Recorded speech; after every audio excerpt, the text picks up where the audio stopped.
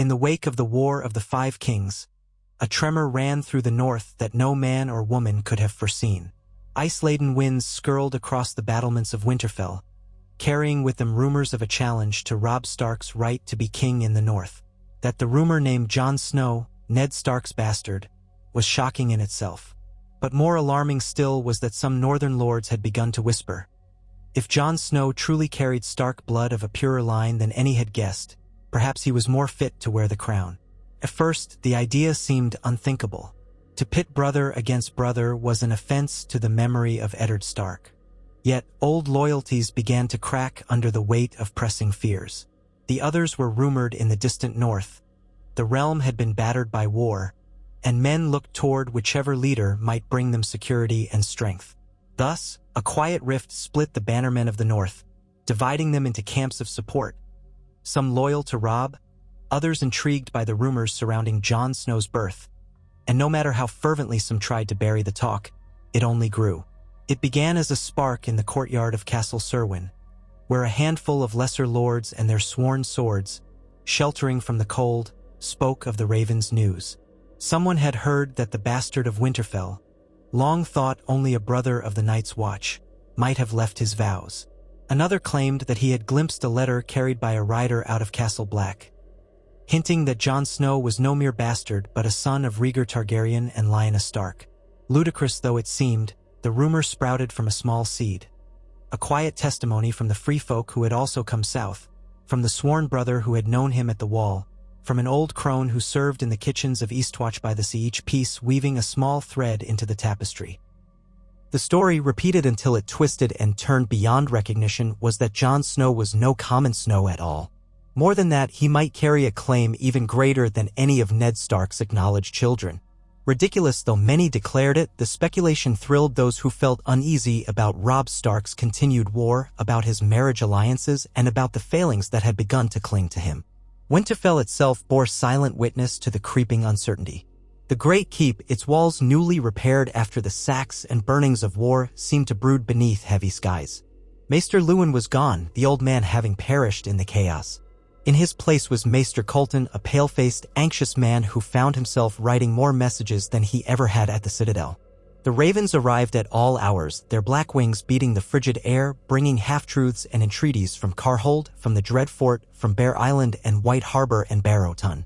The Manderleys, whose wealth and influence gave weight to any rumor, expressed cautious neutrality in their letters, yet the tone was somehow ominous. The Umbers, staunch supporters of House Stark, seemed as divided among themselves as any. Torrhen's square-voiced anxiety about the new shape of things, and from Moat Cailin came only silence.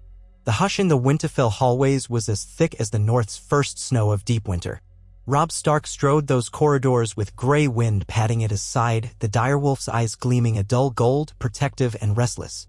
Robb himself wore the same mantle of kingship he had adopted upon his coronation, a mantle heavy with the ghosts of those who had crowned him and the blood of his father's death that had first sparked talk of a northern rebellion. Though still young, he had learned the harsh lessons of war.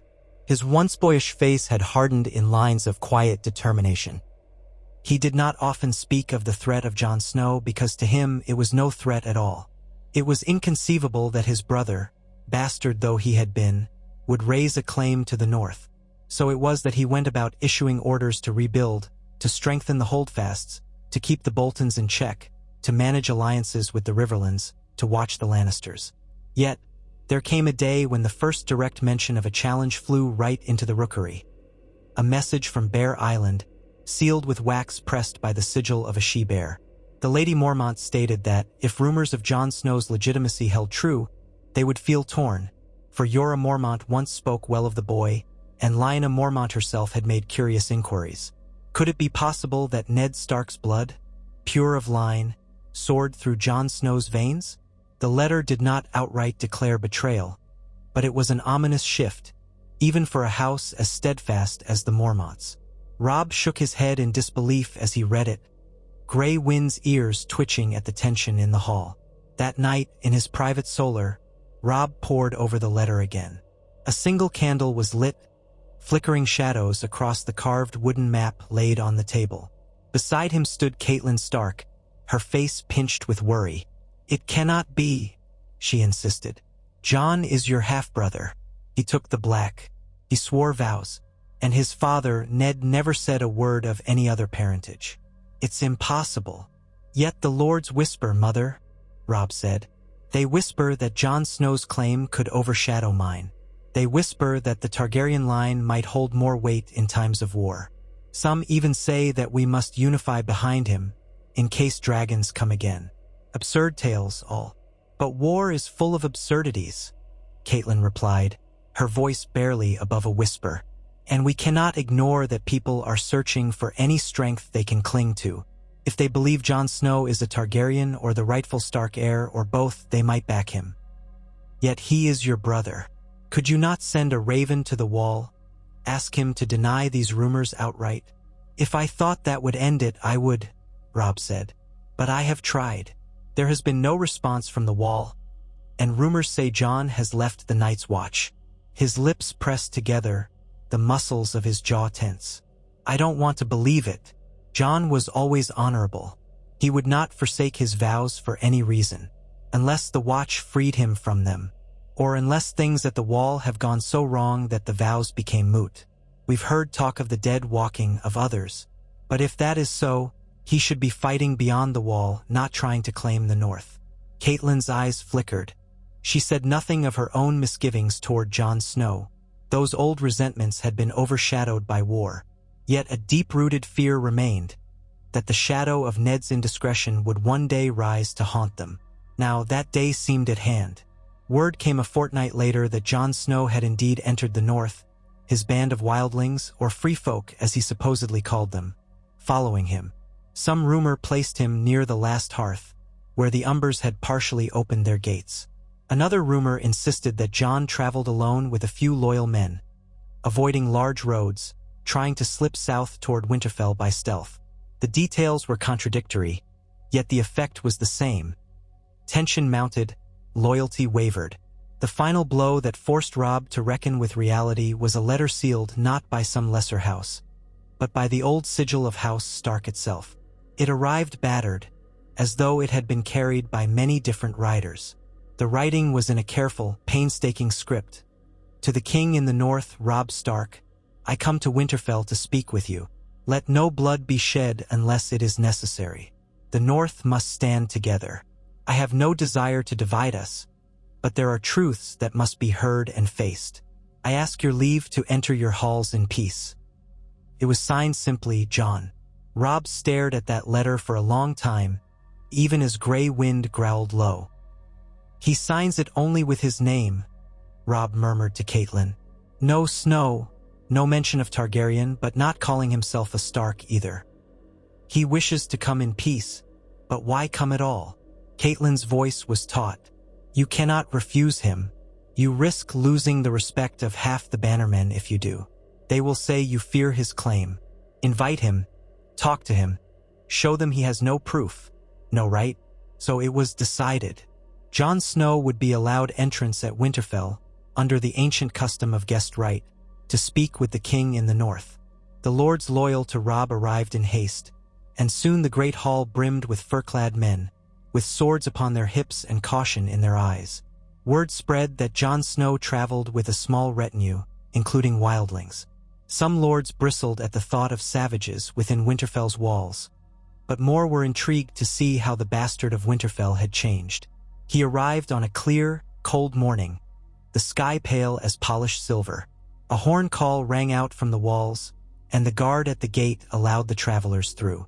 Robb watched from atop the ramparts, gray wind at his side, as the small group of riders emerged into the courtyard. They were fewer than a dozen. At the forefront was Jon Snow, clad in dark leathers lined with wolf fur, long claw at his hip. His hair had grown longer, curling around his face, and his eyes held a somber weight, older than Robb remembered. He was flanked by Tormund Giantsbane, broad and bearded, scanning the walls with a roguish grin, and several others of the free folk, who wore a mismatched array of hides and patchwork cloaks. Also in the company was a tall, wild-looking woman with fierce eyes, Val, some whispered, and to Robb's astonishment, 2 men in the black of the Night's Watch. Perhaps they were deserters as well, or perhaps the Watch had changed beyond recognition. When Jon dismounted, he turned his gaze upward, meeting Robb's eyes across the yard. A moment passed between them, an echo of the day they had parted when Jon first rode north to take the Black. Neither smiled. Then Robb turned and strode down the stone steps to meet him face to face. A hush fell across the courtyard as the brothers stood a pace apart. Jon inclined his head in respect, but he did not bend the knee. "You have come to Winterfell," Robb said, his voice carrying. "You asked for peace. Here it is. You have guessed right for one night. Then we will speak of why you have come." Jon nodded. "Thank you, Robb." He glanced around the courtyard, noticing old scars on the walls from the siege and the sacking. He saw men in Stark livery, but also men in Bolton colors and a smattering of others. Many eyed him suspiciously. They were ushered into the hall, where warmth from the great hearth and the glow of torches did little to thaw the tension. Tables had been arranged for a welcoming feast, though the fare was meager: salted fish, bread, and a stew of venison. The north was still rebuilding, and this was a new winter. Jon and his companions were seated at one side, while Robb's men crowded the other. An uneasy hush persisted, broken only by the occasional clank of a cup or the clearing of a throat. Robb presided from the high seat of Winterfell, gray wind at his feet, while Jon was invited to sit at another table close to the dais. Catelyn Stark lingered behind her son's seat, though she did not speak to Jon. Her eyes told all: suspicion, old resentment, and a reluctant curiosity. At last, when the meal was done, Robb stood. His voice rang out, "We gather here under the old laws, offering bread and salt so that no man may harm another this night. Yet we cannot pretend that nothing stands between us. Jon Snow, you have demanded audience. Speak what you would say so all may hear." Jon rose, pushing back the bench. He did not look grand or regal, only solemn. "Thank you for the hospitality," he said. "I have come because the North is in peril. Greater peril than any king or crowned head in the South seems willing to believe. I have fought the others beyond the wall. I have seen the dead walk. I have tried to send warnings to every corner of the 7 kingdoms. And still the response is half-hearted or altogether absent. We need unity. We need every sword. We need alliances with the free folk. All of this is true and urgent. But none of you would heed me if I remained simply Jon Snow the Bastard, or Jon Snow of the Night's Watch. My name, my birth matters now, because some of you will only follow if you believe I have a rightful claim." A thin murmur swept the hall, but Jon pressed on. "It is true that I was born to Lyanna Stark and Rhaegar Targaryen. The proof lies with those who were present at my birth, with those who know the story of Tower of Joy, with any who can confirm what I say." His gaze flicked across the assembly, skipping over his mother's name. "I have no desire to steal the North from the Starks. Eddard Stark was the father who raised me, the man who taught me honor. But as the realm stands, some will not unite behind the son of Ned Stark who is at war with the Lannisters, or behind a bastard with no rank. They may unite behind a Targaryen claimant or a Stark by blood if it means facing the threat of the others. So I speak the truth, not because I crave a crown, but because we need the entire realm to stand together." Robb's jaw clenched as he listened. Some part of him felt a twinge of relief that Jon spoke not of seizing the crown. Yet another part felt unsettled by the claim that he was Rhaegar Targaryen's son. It made sense of some of the old rumors, the way Ned never spoke of Jon's mother, the hush that had always surrounded the subject. One of the lords, Galbart Glover, stood. "You speak of the others, bastard or Targaryen or Stark, whichever you are. But what of the war we've been fighting down in the riverlands? The Lannisters still threaten us. Are you suggesting we abandon that war to fight shadows in the snow?" "I'm suggesting we unify," Jon said, voice more forceful than before. "It is the realm's war, not just the North's. We've spilled enough blood fighting each other. The real enemy is to the north, and we cannot wait until they come to our doorstep. We must gather. We must forge alliances with houses we once called enemies. That is why the truth of my birth matters. If I am indeed of House Targaryen, if I have the right to more than just the north, then perhaps I can parley with dragons. Perhaps I can gather the southern lords. But none of that matters if we remain divided in the north." The hall erupted in mutters. Several of the lords demanded proof. Others insisted no such proof could exist. Catelyn Stark stood silent behind Robb, her knuckles white as she gripped the back of his chair. Robb eventually raised a hand, quieting the uproar. "We have heard your plea, Jon," he said tightly. "As king in the north, I vow we will fight the White Walkers. We have always fought them. The Night's Watch was our ancient bulwark, and it remains so. But if you claim this parentage, you must know it sets the realm ablaze with new questions. If you were to call yourself king, how many would flock to your banner instead of mine? How many would see a Targaryen as the rightful ruler over us all? You speak of unity, yet your truth divides the north. I speak the truth because no more lies will help us, Jon said, his voice quiet yet steeled with conviction. I ask for no man's fealty, only that they see reason. If there must be a single king in the north, keep your crown. But let us unite. And if the lords demand a single figure to rally behind, then we must let them choose. That is what I have come to say. The hush returned, heavier than before. In the flickering torchlight, both men seemed older, far from the days they had laughed together over archery mishaps in the Winterfell yard. Gray wind rose, the massive dire wolf stepping forward, hackles raised slightly. From Jon's side, Ghost padded in silently, a snow-white phantom that had followed him in.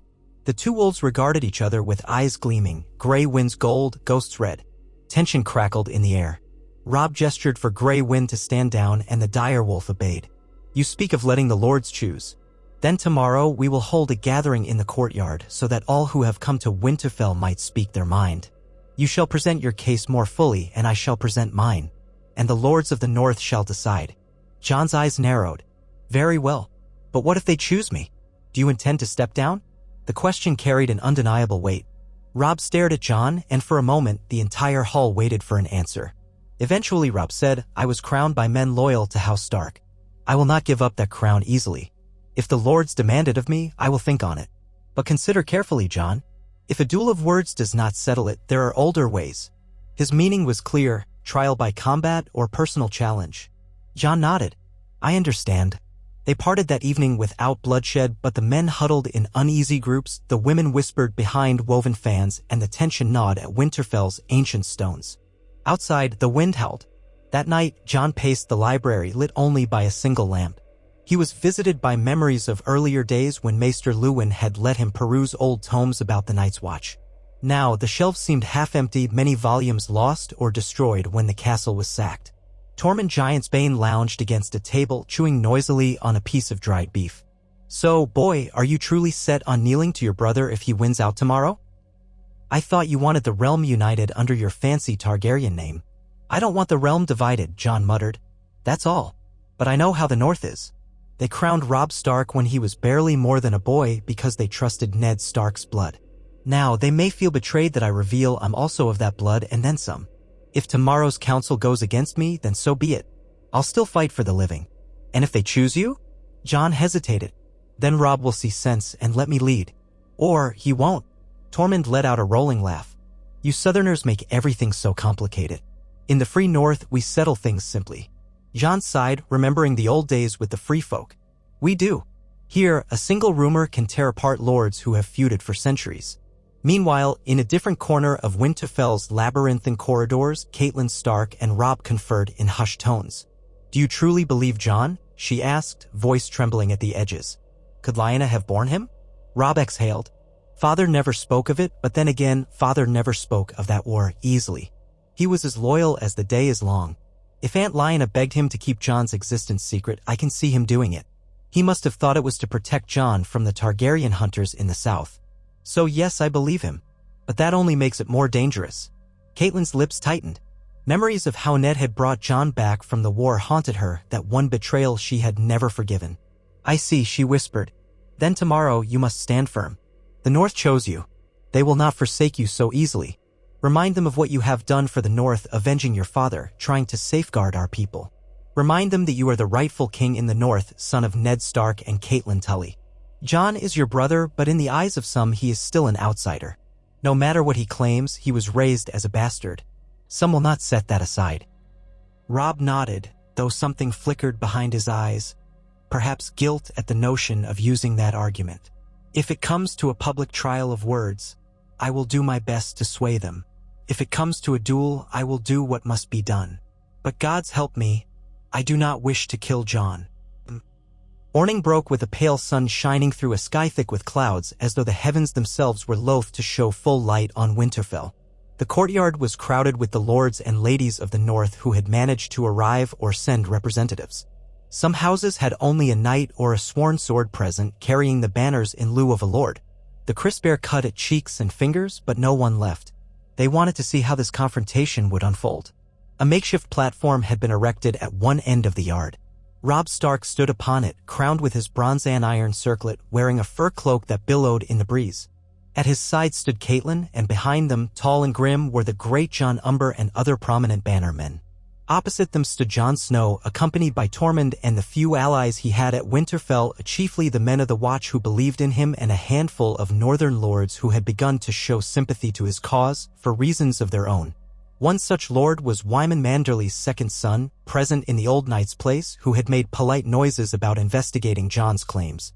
The rest of the lords watched on, forming a wide ring around the platform. Robb raised a hand for silence. "Lords of the North," he began, voice echoing off the stone walls, "we stand at a crossroads. Jon Snow has come among us with words that challenge the bedrock upon which I was crowned. He claims a birthright from Lyanna Stark and Rhaegar Targaryen. I say that your loyalty to House Stark should be steadfast. I am Ned Stark's son, crowned by your own voices after the murder of my father. I have shed blood against the Lannisters, defended the North, and I will continue to defend it against any threat, even those from beyond the wall. The crown upon my brow is not a bauble I claimed for glory. It was given to me by the voices of you, my people. Will you take it back now because of half-heard rumors and uncertain proofs?" A rumble of assent rose from many corners: House Umber, House Serwyn, House Bolton's men, though they were fewer and less enthusiastic, and others who had long pledged to Robb. Then Manderly's son raised his voice. "We hold you in high esteem, your grace.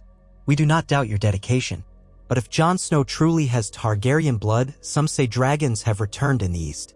Could that blood forge an alliance with Daenerys Targaryen? Could it unite the realm if only we recognized him as a king? These questions trouble us." Jon spoke up, stepping forward, his dark eyes scanning the crowd. "I never asked to be king. I came to warn you that the real war is to the north. The others, the whites, everything we thought was a legend. If I can bring help to the north by virtue of my blood, then I will. But I will not stand idly by if that help is refused because men cling to old crowns and old grudges. I beg you, do not let this come between us. Our survival is at stake." Some heads nodded, but some scowled. Roose Bolton, spectral in his presence, stepped quietly from the crowd. His pale eyes flicked between Jon and Robb. "But, Lord Snow, if that is your name, your words alone do not prove your birth. Any man could claim Targaryen blood. Do you have the sword Blackfire? Do you have sworn accounts of your birth? Where's this proof you speak of?" Jon exhaled, frustration tightening his jaw. "My father, Ned Stark, left certain letters. How else did I learn the truth in the first place? Maester Aemon of the Night's Watch confirmed things that only a Targaryen could know. Now Aemon is dead, but I hold his final words sealed in the vaults at Castle Black. If you have the time to examine them, they are there." He looked across the crowd. "If you want to see for yourself, I beg you to come. But time grows short. The dead will not wait while we dispute the finer points of lineage." The great Jon let out a booming laugh, abrupt and full of challenge. "What I hear is that you've got no proof in hand, Snow.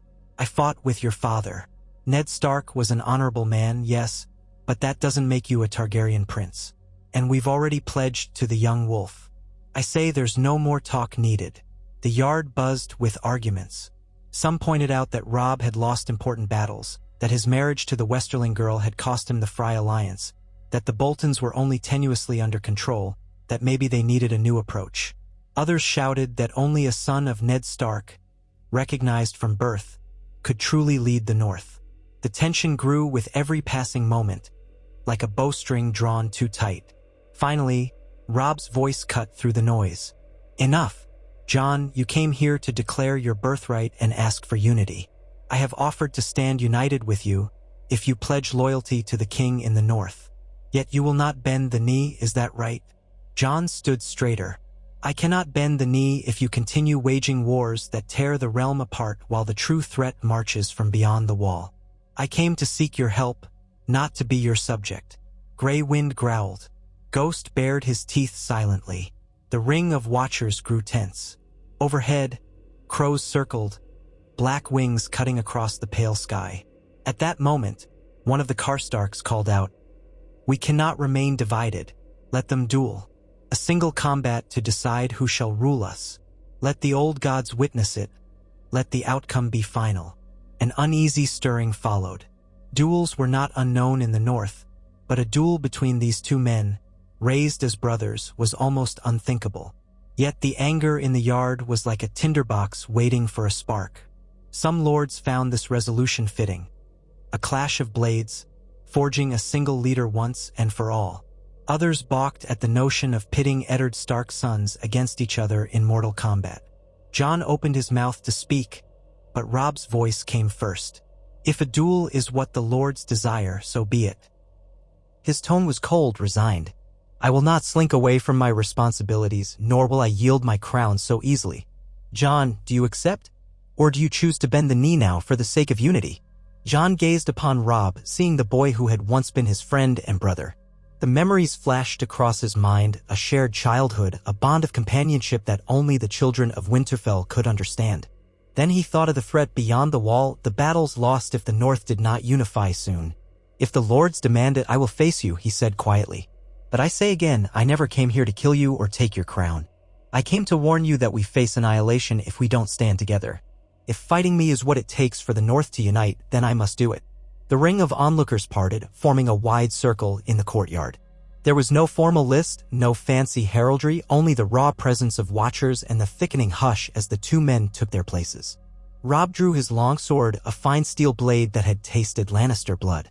Jon unsheathed Longclaw, the Valyrian steel sword with the dire wolf pommel, a gift from Jeor Mormont. The watchers pressed closer, tension pulsing. One day, the bards might sing of this duel between wolves in the winter courtyard of Winterfell. But now only stunned silence reigned. Catelyn Stark stood on the sidelines, tears in her eyes. She said nothing. What could she say to stop her son from fighting her husband's presumed bastard? This was the shape of northern justice, or so the men insisted. Over her shoulder, Roose Bolton watched with a measured gaze as though calculating every possible outcome. The great Jon glowered, uneasy for once at seeing two beloved figures in conflict. In the far corner, Tormund Giantsbane gritted his teeth, ready to leap in if the fight turned dire. But that would be dishonorable, or at least it would only worsen the chaos. Robb and Jon circled each other in the dust of the courtyard. Grey wind prowled at the edge of the ring, letting out low snarls whenever Jon moved. Ghost stood behind Jon, silent as snowfall, watching. The men locked eyes, each seeing the shadow of a lost brother in the other's face.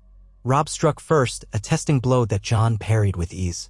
Valyrian steel rang against castle-forged steel, the sound echoing off the stone walls. They broke apart, moving lightly on their feet despite the weight of furs. Robb feinted left, then cut right, but Jon followed his movements with calm precision. He had learned from the best swordsmen of the Watch, had fought wights and wildlings, had led men in desperate battles beyond the wall. Robb, for his part, had led armies, had fought skirmishes across the riverlands, had proven himself cunning in strategy. The Watchers hardly breathed. Enough, Catelyn cried, stepping forward. But neither man listened, bound by the will of the lords and their own sense of honor. Robb pressed in again, a series of strikes meant to break Jon's defenses. The ring of steel on steel was relentless. Jon felt the jarring impact of each blow rippling through his arms, but he held. He ducked beneath a swing and countered, forcing Robb back a step. Grey wind snarled, but one of Robb's bannermen held the dire wolf at bay, not wanting to break the rules of single combat. Jon found an opening and lunged, the tip of Longclaw grazing Robb's side, slicing through the fur cloak. A hush of horror swept through the crowd. If Jon had thrust a little deeper, the duel might have ended then. But Robb twisted at the last moment, and the wound was superficial. Jon, breathing hard, locked eyes with Robb, a flicker of regret there. Robb bared his teeth in a grimace, more anger than pain. He riposted, forcing Jon to retreat. The fight continued in a swirl of swirling cloaks, dancing footwork, and the sharp clang of swords. They were evenly matched. Both strong, both fast, both spurred by desperation. If one man triumphed, the North would follow him. Such was the vow that lingered unspoken in the cold air. Blow after blow wore at their stamina. Sweat beaded on Jon's forehead despite the icy wind, and Robb's breath came in sharp bursts. Around them, the watchers tightened the circle, as if hoping to see the final stroke more clearly. A few tried to call out encouragement, or pleas to stop, but the thunder of blood and adrenaline in each combatant's ears drowned out all else. Then Jon saw an opportunity. Robb's stance had grown fractionally too wide, a sign of fatigue. Jon feinted high. Robb raised his sword to parry, leaving his midsection momentarily exposed. Jon whipped Longclaw low, meaning to land a blow that would end the fight without killing him. perhaps a deep cut to the thigh or a slash across his flank that would force Robb's surrender. But Robb was no novice. Sensing the danger, he pivoted. Jon's blade struck metal rather than flesh, and Robb used the momentum to lock swords with Jon, pommel to pommel, forcing them chest to chest. They stood there, breathing ragged, eyes locked. Jon smelled the sweat and blood. Robb's eyes flashed with something between hatred and sorrow. "Yield," Robb rasped under his breath. "I don't want to kill you. No more than I want to kill you," Jon returned, pushing forward. "But the North must be united. Under me," Robb insisted, through clenched teeth. Their locked swords ground against each other, the shriek of steel sending chills through the watchers. Bit by bit, Jon felt his arms trembling. Robb was strong. If he gave way here, he might lose the advantage. Summoning his strength, Jon twisted sideways, forcing both blades apart in a screech of metal. They broke free. Robb stumbled to regain his footing. Jon kicked forward, connecting with Robb's thigh, sending him back. Robb rolled as he landed, bringing up his sword just in time to block a downward slash. He twisted, trying to slash at Jon's ankles, but Jon leapt aside. Both men were panting heavily now, a sheen of sweat on their brows. The watchers were transfixed. All the while, Grey Wind barked in distress, held back by strong arms, and Ghost let out a silent snarl. Suddenly, Robb lunged from a low crouch, aiming a powerful thrust at Jon's center mass. Jon, half a heartbeat slow, managed to deflect the blade away from his heart but not from his torso. The steel bit into his side, through the leather, drawing blood. Jon hissed in pain as he staggered back, his vision flashing white. A startled cry rippled through the crowd, and Tormund took a step forward as if to intervene, but Jon lifted a hand, signaling no. The duel was not done. Blood leaked through Jon's dark leathers, staining them red. He pressed a hand to the wound, Longclaw clutched tight in his other hand. He forced himself to breathe through the pain, to remember all the teaching he'd had. Manage the wound, do not let it consume you. Robb, seeing the blood, advanced slowly, warily. He knew Jon was wounded now, and he wanted to end it before Jon could rally. He swung again, a measured blow meant to disarm rather than kill, but Jon parried it, letting out a sharp grunt of agony as the motion pulled at his injury. Their swords locked again, and Jon had to grit his teeth against the pain. Robb glared at him, sorrow flickering behind his eyes. In that moment, both men recognized the tragedy of what they were doing. Two brothers, bound by childhood, forced into a mortal test of strength they never should have faced. Yet the North demanded it. The old gods demanded it in the eyes of those who watched. Summoning the last dregs of his energy, Jon wrenched his blade free and spun sideways, ignoring the hot surge of blood along his ribs. He feinted left, then twisted to the right in a move he had learned from an old Bravosi who once passed through Castle Black. Robb tried to track the movement, but he was half a step too slow, and Jon's blade slipped past his parry. Longclaw's Valyrian edge bit into Robb's sword arm, severing mail and drawing a crimson arc in the morning light. Robb cried out, his sword dropping from numb fingers. He staggered, clutching his bleeding arm. Jon lurched forward, placing the point of Longclaw at Robb's throat before Robb could recover. A collective gasp shook the courtyard. A hush so profound fell that one could hear the wind ruffling the banners overhead. Robb knelt there, arm wounded, breath ragged, blood dripping onto the packed earth. Jon stood over him, Longclaw trembling in his grasp. For a moment, neither spoke. Then Robb closed his eyes, tears leaking out from beneath his lids. "End it," he rasped. "I will not kneel." Jon's eyes shone with unshed tears of his own. "Damn you," he whispered hoarsely. "I won't kill you. I never wanted this." He lifted his gaze to the watchers, who stared at him in shock. "Is this what you demanded? Brothers' blood? Must the North truly be so divided?" The crowd remained silent. Some were awed by the skill of the duel. Some were horrified by the bloodshed. Others burned with conflicting loyalties. Robb, kneeling, did not speak, his good hand pressing against his wounded arm, trying to stanch the flow. Jon let out a shuddering sigh, then slowly lowered Longclaw. "I won't kill my brother," he repeated. "I claim no victory here. But in duels by northern tradition, if one combatant was disarmed and at the mercy of the other, that was defeat. The watchers knew it. The hush was broken by Roose Bolton, who spoke in an eerie calm. "By our laws, the victor has been decided, if there is to be one." Jon sheathed long claw, ignoring the agony in his side. "If you name me victor, then so be it. But I will not force Robb to bend the knee. If any man or woman here insists that the North unite behind me, let them speak. If not, then keep your king in the North. I care only that we come together to fight the real threat." Great Jon Umber pressed forward, face red, tears brimming as he regarded Robb kneeling in the dirt. "King Robb," he called, a quaver in his booming voice. "Will you yield? This is madness. We cannot kill each other." Robb's eyes opened, flicking to the gray Jon. Slowly he looked around. The yard was filled with men in shock, some weeping, some shaking their heads. Grey Wind whimpered, having broken free from his handler to press his muzzle against Robb's shoulder. Ghost stood close by Jon, silent. Catelyn was nowhere to be seen, having turned away in horror. Finally, Robb found the strength to speak. "I yield the fight," he said, voice a raw whisper, "but I do not yield my crown. I will not hamper your efforts to unite the realm, Jon, if that is truly your goal. But if you style yourself king, we will be forever at odds." Jon let out a low breath. "Then let me not style myself king. Let me be Jon Targaryen or Jon Stark, if that is your wish. I will rally those who believe in me to the true fight, the war against the others. If you would help me in that, then together we may save the realm. But I will not call myself king in the North if it tears our homeland apart. This crown can remain yours, Robb, for all I care, as long as the North stands firm against the darkness." He knelt beside Robb, wincing from his own wound, and placed a hand on his shoulder. "We need to tend to your arm," he murmured. The tension around them began to fade, replaced by quiet astonishment. The Watchers saw not two enemies but two brothers, wounded and covered in each other's blood, forced into a test neither had wanted.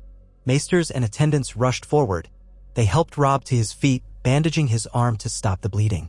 Jon pressed a bundle of cloth against his own side, courtesy of Tormund's quick thinking. The Watchers parted ways to let the wounded pass. Some looked relieved, some uncertain. No one knew exactly what to call Jon now. He had won a duel for the crown, but he refused to take it. He declared the others were coming, but the threat was still far away, and they did not know where their loyalties lay anymore, whether with the king who had been defeated in single combat or with the victor who refused the crown. In the Solar, the two brothers were laid out on separate couches while the maesters fussed over their injuries. Catelyn stood at Robb's side, tears streaking her face. Her son's arm would heal, they said, though the cut was deep. Jon's side wound was also serious, but not mortal if tended properly. Outside, the lords argued among themselves. Some swore they would never abandon Robb Stark, no matter the outcome of the duel. Others whispered that the old gods had spoken, that Jon was the stronger wolf, that they should follow him now. Still others insisted that if Jon refused the crown, then the point was moot. A faction began discussing a compromise. Let Robb remain king in the North while granting Jon formal recognition as a Stark or Targaryen, so that he could represent them in negotiations with southern forces. They argued far into the night, and no single voice prevailed. As the hours passed and darkness fell, a strange calm pervaded Winterfell. The two wounded men slept or drifted in and out of rest, each dreaming of the other, of the field of snow they had created with their own spilled blood. The dire wolves prowled the corridors, uneasy as if sensing a shift in the winds. Distant howls echoed from the godswood. In the great hall, the banners of House Stark hung tattered, some still singed from past battles, and men drank quietly, trying to decide who would lead them forward. Dawn broke, cold and pale. Snow drifted down in gentle flurries. Jon woke to find Tormund snoring in a chair by his bed, while the maester dozed in another corner. With a grimace, Jon sat up, pressing a hand to his side. The bandage was stained, but the bleeding had slowed. A wave of pain nearly doubled him over, but he forced himself to breathe and stand. He had endured worse in the frozen wastes beyond the wall in battles with whites. He would endure this. In the next room, Robb was also awake. Catelyn hovered over him, fussing. When she saw Jon step in, she stiffened, her eyes flicking over his wound. For a moment, motherly concern wrestled with her old, simmering bitterness. She inclined her head a fraction. "You should be resting, Jon." He nodded. "I had to speak with Robb." He approached the bed, a cautious glance at the guards who hovered near, uncertain whether the duel was truly ended. Are you well? As well as I can be, considering, Robb said, voice curt. But there was less hostility in his eyes than there had been. Perhaps the shock of that final moment, the point of Longclaw at his throat, had shaken him to the core. How's your side? Hurts, Jon admitted. But I'll live. Listen, Robb, I meant what I said. I don't want your crown. Keep it with my blessing if that means the North stands behind you. But let me rally men and resources to the wall. Let me call upon whoever will answer the name Targaryen to join us against the others. If that means traveling south, so be it. But we need your help. We need the men of the North to unite, or we will all die when winter truly comes. Robb lay silent for a long moment, looking at his bandaged arm. I believe you, he said quietly. I believe the threat is real. I have had dreams. There are times I see things through gray wind's eyes. The North is restless. The cold is deeper than ever before. I don't fully understand it, but I trust you believe this threat is real. Yet if I abandon the war in the south, if I leave the riverlands to the Lannisters, the North might suffer the next invasion from them. Jon said, I only ask that we shift our priorities. If the Lannisters remain a threat, fine. But we cannot turn a blind eye to the army of the dead. They will march eventually. Already they've likely passed beyond the fist of the first men. It's only a matter of time. Robb studied Jon's face, seeing the raw conviction there. All right, he said at last. I'll speak with my lords. We'll reduce our raids to the south, focus on defending the neck and sending men north. But some of my bannermen, they may not accept this shift easily. They crave vengeance for Ned. They think I should push all the way to King's Landing to punish the Lannisters. And there's the matter of alliances, the phrase, the River Lords. Walder Frey betrayed me at the Twins once already. I fear the cost of turning from him now. Jon almost laughed at the mention of Walder Frey, but the pain in his side stopped him. Lord Frey is no ally to trust. We'll find a better path. One that keeps the Riverlands safe from Lannister reprisals if we can. I need you to believe me, Robb. The others are the real war. Robb sighed, exhaustion lining his face. I do. Or at least, I'm willing to try. If that means we can salvage what remains of the North, I'll do it. But the lords are already in disarray after seeing me lose the duel. It wasn't a defeat, Jon said simply. You still stand. You still wear the crown. And Robb cut him off, his voice soft. It was a defeat, Jon. Everyone saw it. But you spared my life. That must mean something. Jon lowered his eyes, thinking of how close he had come to running Robb through. I couldn't kill my brother. A hush fell between them. Then Robb reached out with his good hand, grasping Jon's wrist. I'm glad. The words were quiet, almost lost in the space between them. We'll figure out how to lead together, however that might look. But we must be prepared for those who won't accept it. The North is fractious. Some will say the old gods chose you by letting you win. Others will say the war you've waged in the South has been tarnished by failure and we should do something new. And the Boltons will always look for an angle. The Karstarks are split. The Manderleys might want more independence. It's a mess. Jon nodded. We'll handle it. First, we set a date for a new council. We make it clear we stand together. Then we gather men, supplies, dragonglass, whatever we need for the fight. Robb squeezed his wrist, then let go, sinking back against the pillows. I'll do it. But for now, let me rest. I feel like I've been run over by a wild horse. Jon snorted softly. Rest, brother. He turned and walked out of the room, ignoring the ache in his side. Outside, in the hallway, Tormund ambushed him with a broad grin. So you didn't take the crown after all, eh? Just spilled each other's blood for a lark. Jon shook his head wearily. It's not for a lark, Tormund. It's for something bigger. But we've come to some kind of understanding. We'll see if the lords can stomach it. In the days that followed, Winterfell was rife with arguments. Some called for a second duel to decide matters once and for all, but Jon refused. I'll not fight Robb again, he declared. Let the lords talk as they may. If you can't follow your king in the north, then don't. But this argument is over. He joined the gatherings despite his wound, sometimes leaning on Tormund or one of his friends from the watch. Robb, too, had limited mobility with his arm bandaged. Together, they presented a united front, something that baffled many. They had just fought in single combat, yet they now stood side by side, insisting that the real threat lay north of the wall. The Great Jon eventually relented. If it's what the king wants, I'll not stand in his way, he declared, though with a certain stubborn sorrow. Other lords followed suit, some grudgingly, some more enthusiastically. The Manderleys were intrigued by the notion of forging alliances with Targaryen forces, possibly with Daenerys Targaryen far across the sea. The Boltons were silent, with Roose Bolton seldom offering more than a slight inclination of his head. He watched the development with eyes like chips of ice, measuring, calculating. Over time, a tentative plan emerged. Robb would dispatch ravens to all northern holdfasts, ordering them to raise levies for the defense of the wall. Some portion of his forces would remain near the neck to guard against southern incursions or deal with the Freys if they tried anything treacherous. Jon would go south after healing to treat with any house that might listen to his claims of Targaryen heritage and to warn them of the others. They hoped to secure ships, supplies, men, and perhaps even consider alliances with any Targaryens in Essos if the stories of dragons were true. The day finally came when Jon, recovered enough to ride, prepared to depart Winterfell. In the courtyard, the snow fell lazily and the air was crisp with dawn. He and Robb faced each other once more, not as enemies, but as battered allies. Jon wore a dark cloak with the Stark sigil on one shoulder, the Targaryen sigil on the other. Some questioned the latter's presence, but Jon had insisted, if it helps us gain allies, let them see me as Targaryen, too. Robb, his arm still in a sling, extended his good hand. Jon clasped it. A hush settled among the onlookers, lords, guards, small folk who had seen or heard rumors of the duel. You're off to White Harbor, then to the Vale, if possible? Robb asked. Jon nodded. Lord Manderly's second son will accompany me to help with the negotiations. Then I'll see if the Eyrie will open its gates. Perhaps if Sansa is there, he trailed off. They still had no word of Sansa's whereabouts since she'd been taken by the Lannisters. The realm was fractured by more than just the threat beyond the wall. Robb's jaw tightened. I wish you luck. I'll do what I can here. You have my vow on that. I'll rally men to the wall, send supplies to Castle Black. We'll get through this. And if the time comes for a final stand against the others, I'll be there with you. A faint smile ghosted Jon's lips. I know you will be. The North remembers. Robb's eyes glinted with emotion. Aye, the North remembers. His voice lowered so only Jon could hear. And it forgives, I hope. Gods be good, we should never have had to cross blades. Jon gave a nod. We did what was demanded of us.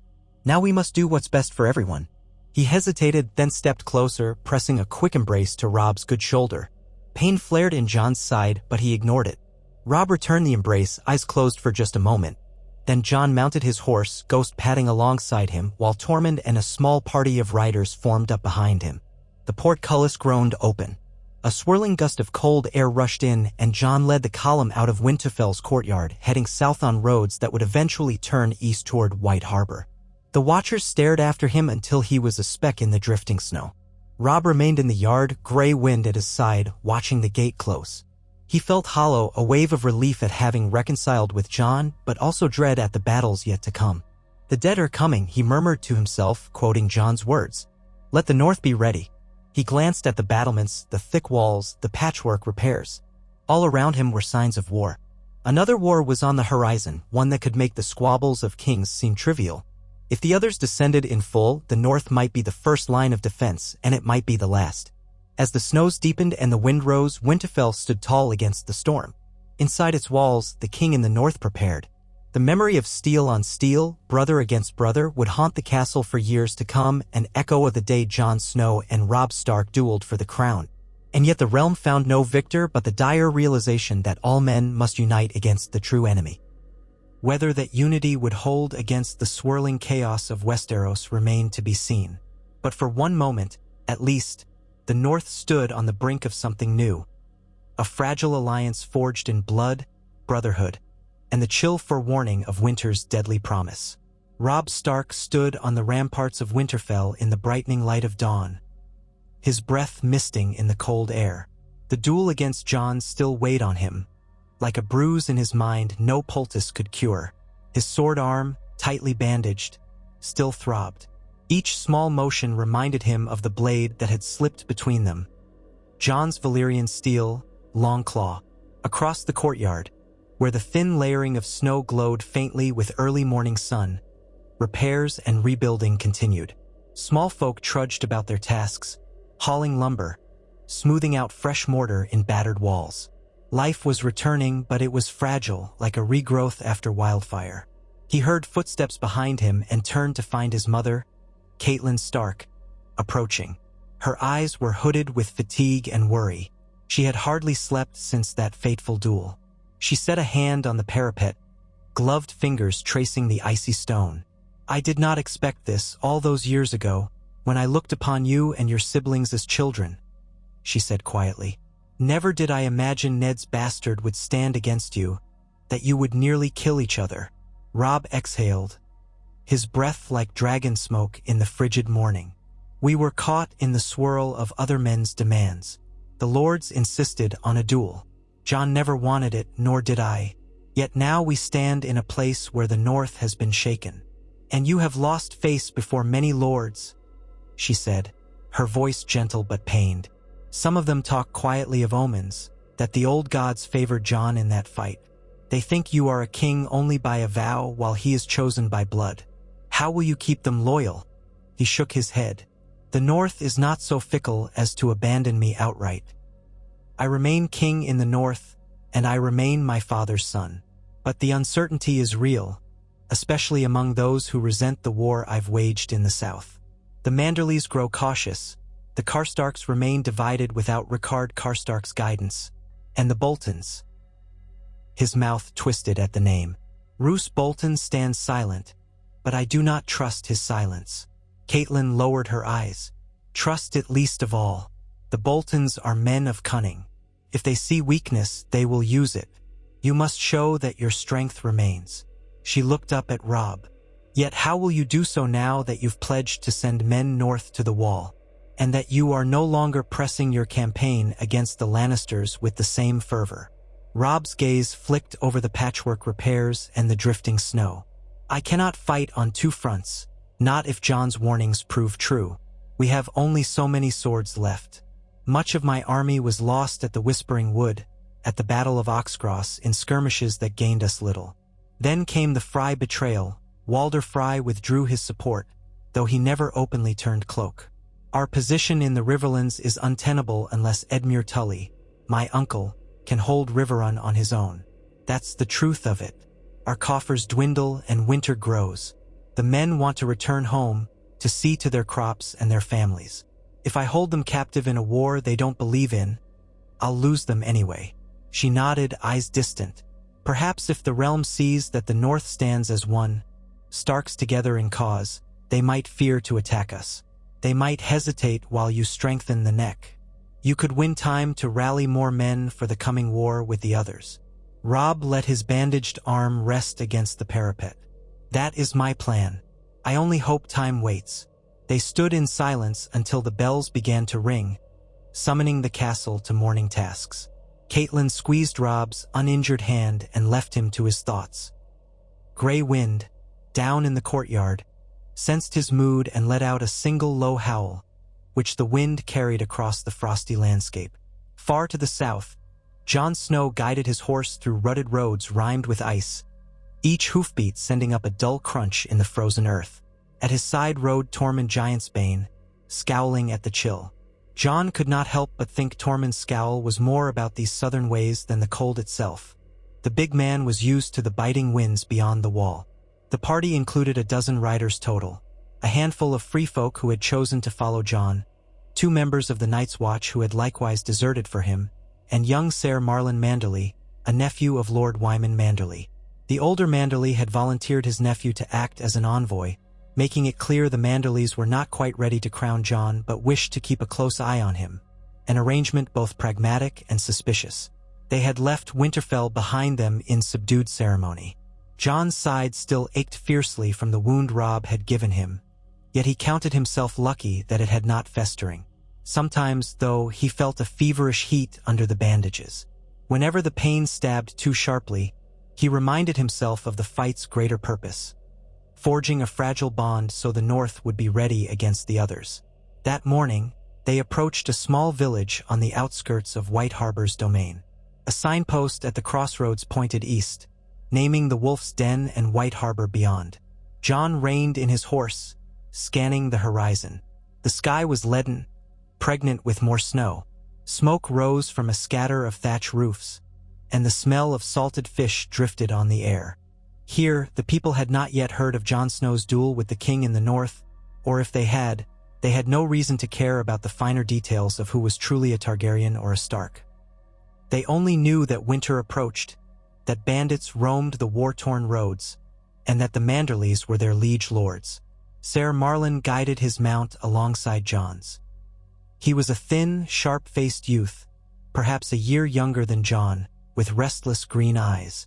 We can press on to White Harbor by sunset if the roads hold, my lord or my prince, or, he frowned. What do I call you? Jon stiffened, still unaccustomed to the question. Jon will do. But you claim Targaryen blood, or so they say. He exhaled.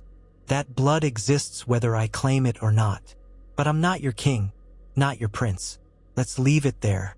We have a mission. Gather support to fight the others and perhaps reach out to the Targaryen across the narrow sea if we can. Titles matter less than that. Ser Marlon pursed his lips. Titles matter greatly to many, especially south of the neck. If there's a real chance you could unify with Daenerys Targaryen, if she truly has dragons, then House Manderly would want some assurance. They would not abandon King Robb lightly. But if dragons come to Westeros, in war we must weigh every advantage. Jon nodded. Weigh your advantages how you will, but the real war is in the north. That's all I can say. We can only hope she hears our warnings, should we ever reach her. They spurred onward, passing meager fields lying fallow. Broken fences and half-burned barns told of the war's ravages. The farther south they rode, the more signs of conflict they saw. Scorched farmland, empty holdfasts, ashes of torched wagons. Yet here and there, Jon also spotted green shoots of hope. Peasants repairing huts, children helping gather scraps of wood for fires, a traveling septon offering blessings. Life endured, even amidst ruin. By late afternoon, they sighted the walls of White Harbor rising against the cold sky. The city was built around the mouth of the White Knife, its harbor dotted with ships of various sizes. The Wolf's Den, an ancient fortress repurposed as a prison and stronghold, loomed above the docks, and beyond rose the towers of Newcastle, seat of House Manderly. White Harbor was the North's sole true city, thick with fish markets, shipbuilders, stonemasons, and merchants who traded with bravos, lists, and sometimes even King's Landing when not at war. They rode in through the main gate where Manderly guards gave Ser Marlon respectful nods. The guards cast uneasy looks at Tormund and the other free folk, but none dared bar their passage after noticing the presence of a Manderly scion. The city streets were slick with half-frozen mud, and the smell of fish guts was omnipresent. Stalls sold salted cod, smoked eel, and spiced crab. Peddlers cried out for fresh catch, while a juggler in ragged motley performed for a pair of children. More than once, Jon caught whispers from passers-by. Wildlings, someone muttered. Watch them carefully, hissed another. The few men in black cloaks drew side-eye as well. Civilians recognized the Night's Watch garb, but not quite. It was clear these were not typical rangers on official business. Even so, no one challenged the group outright, so they continued to the gates of the Manderly seat. At Newcastle, the steward escorted them into a broad hall where House Manderly's banners hung from the rafters, a merman in green, brandishing a trident. Servants bustled about, stoking fires, laying out cups of mulled wine. Jon had only been to White Harbor once in his youth, accompanying Robb on a short trip with Ned Stark. The memory felt distant, half lost in the haze of childhood. Now everything seemed starker, colder, overshadowed by war. Lord Wyman Manderly was not present. He remained at his seat in the city proper, half crippled by gout. Instead, it was Ser Marlon's elder brother, Ser Rodrik Manderly, who received them. Ser Rodrik resembled his father, though he was younger and less obese. He had thick arms corded with muscle beneath a layer of padding and a broad face with deep-set eyes that reflected both wariness and courtesy. They exchanged the usual pleasantries, but behind every greeting, Jon sensed the tension. The Manderlys were uncertain how to handle this man who might be a Targaryen heir yet had refused a crown in the north. Finally, sir. Rodrik bade them all sit near the fire. Wine was poured, bread and salt offered, so that none could harm the guests under the laws of hospitality. Tormund took to the bread hungrily while the free folk behind him eyed the ceremony with a mixture of confusion and mild amusement. Jon had explained the concept of guest right to them, but many still found it a strange custom. When the formalities were done, Ser Rodrik leaned forward. You come from Winterfell, Jon Snow. Or should I call you? He let the question hang. Jon is fine, he repeated. I was at Winterfell until recently, yes. I spoke with Robb, the king in the north. We reached a fragile peace between us. Now I am here to gather men, or at least gather support for the true war. I believe you've heard rumors about creatures beyond the wall. Ser Rodrik exchanged a look with his brother Marlon. We've heard many rumors, including some that you claim the Targaryen name, that you carry the blood of Prince Rhaegar. Is that rumor to be believed? Jon tightened his jaw. Yes, though I did not spread it for my own benefit. Others learned the truth. I do not deny it. But that question is less urgent than the rise of the others. I've seen them, fought them. They're real. Roderick steepled his fingers. Yet the Targaryen question affects everything. If you truly are Rhaegar's son, you might have a claim to the Iron Throne itself. Is that not so? Jon shook his head. If the realm stands united, who sits the throne might matter less than you think, especially if we cannot stop the threat from beyond the wall. The army of the dead won't halt at political boundaries.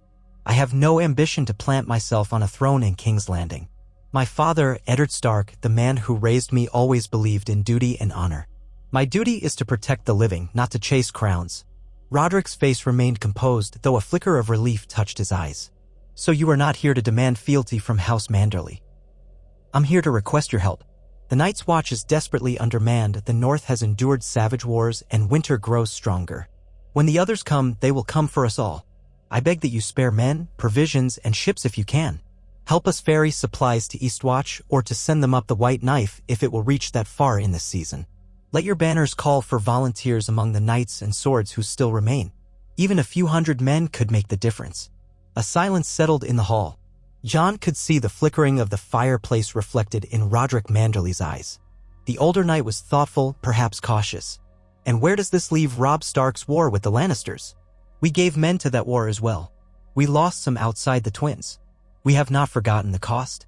Jon's tone softened. Robb has agreed to focus on defending the neck instead of continuing south. The shape of the war is changing. He's realized we cannot afford to bleed ourselves white in the riverlands while an even deadlier enemy gathers.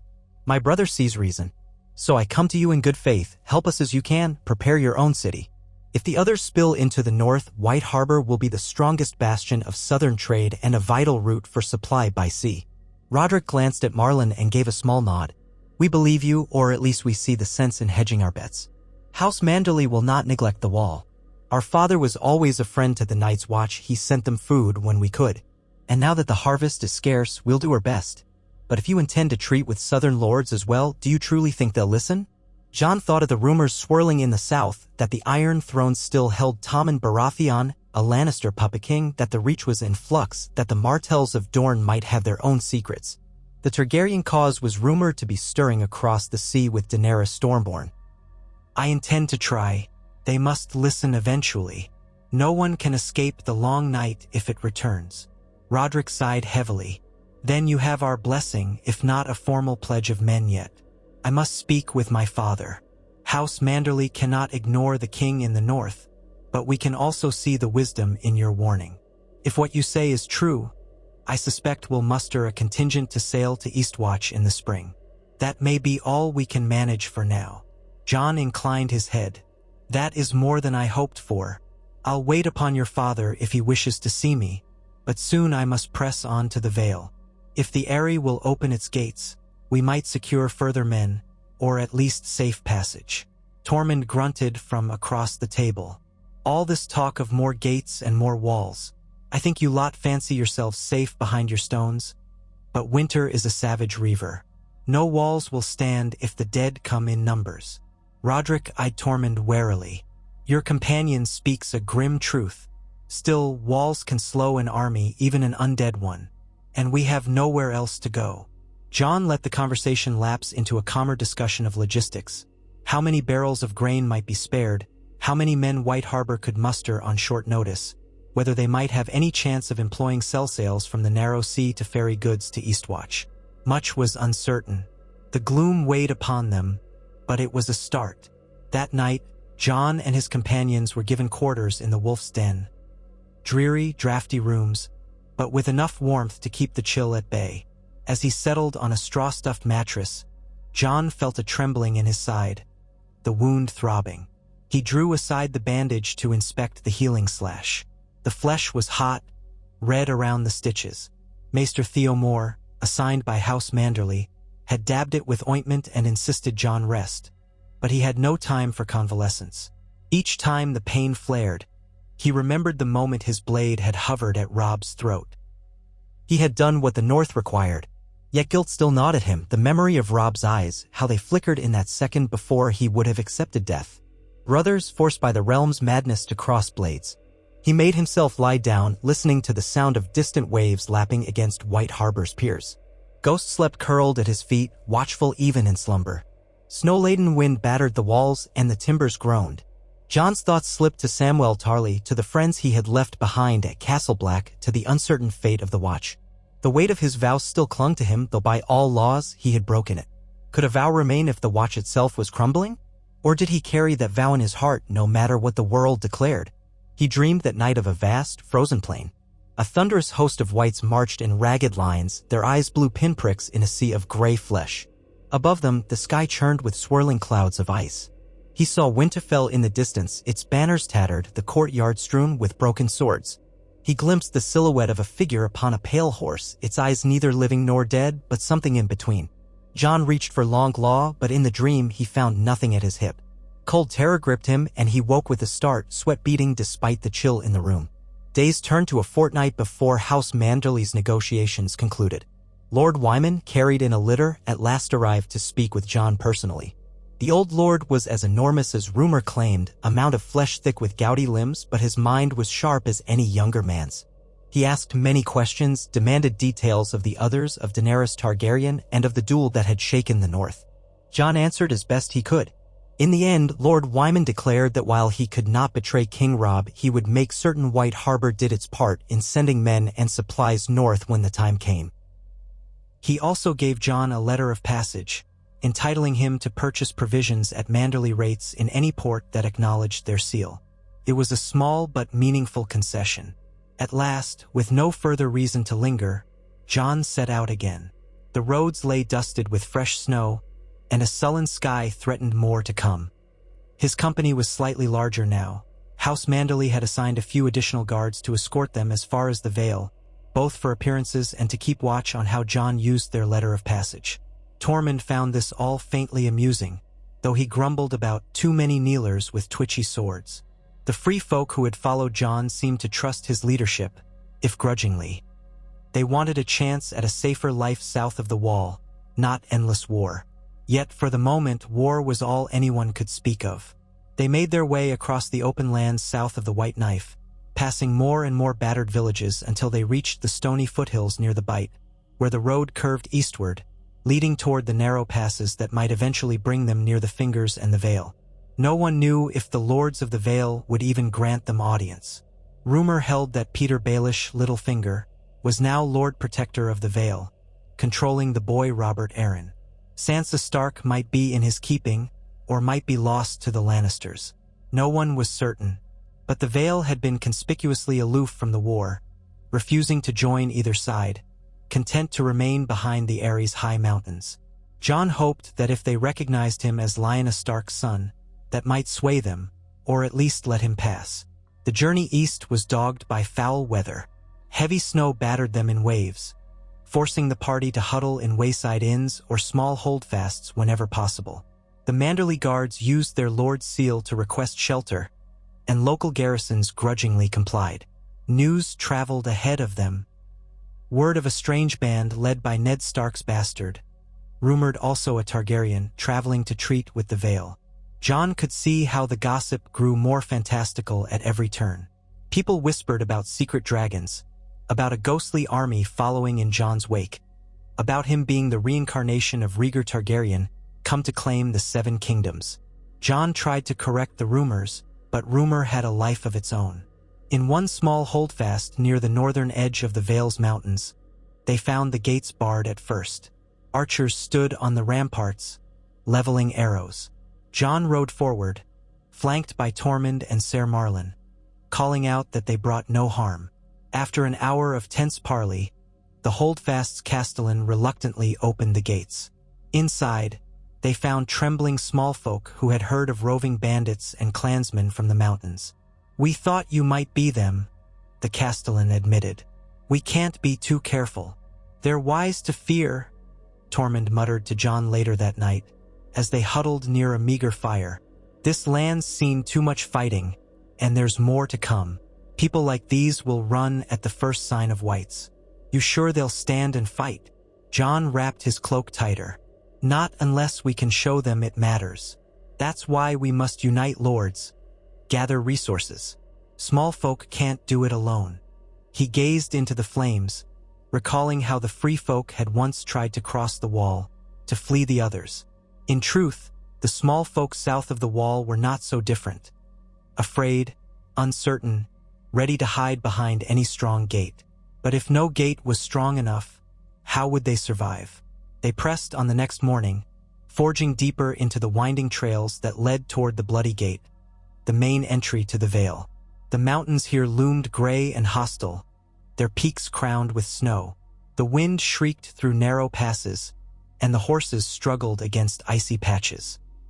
Twice they encountered scattered raiders who tried to ambush them from rocky outcrops, but Tormund's sharp eyes and the disciplined skill of the Manderly guards drove them off with minimal bloodshed. Rumors suggested these were clansmen from the hills, burned men, stone crows, and others who had roamed these high places for generations. Finally, they neared the Bloody Gate, that ancient fortress guarding the single path into the Vale of Arryn.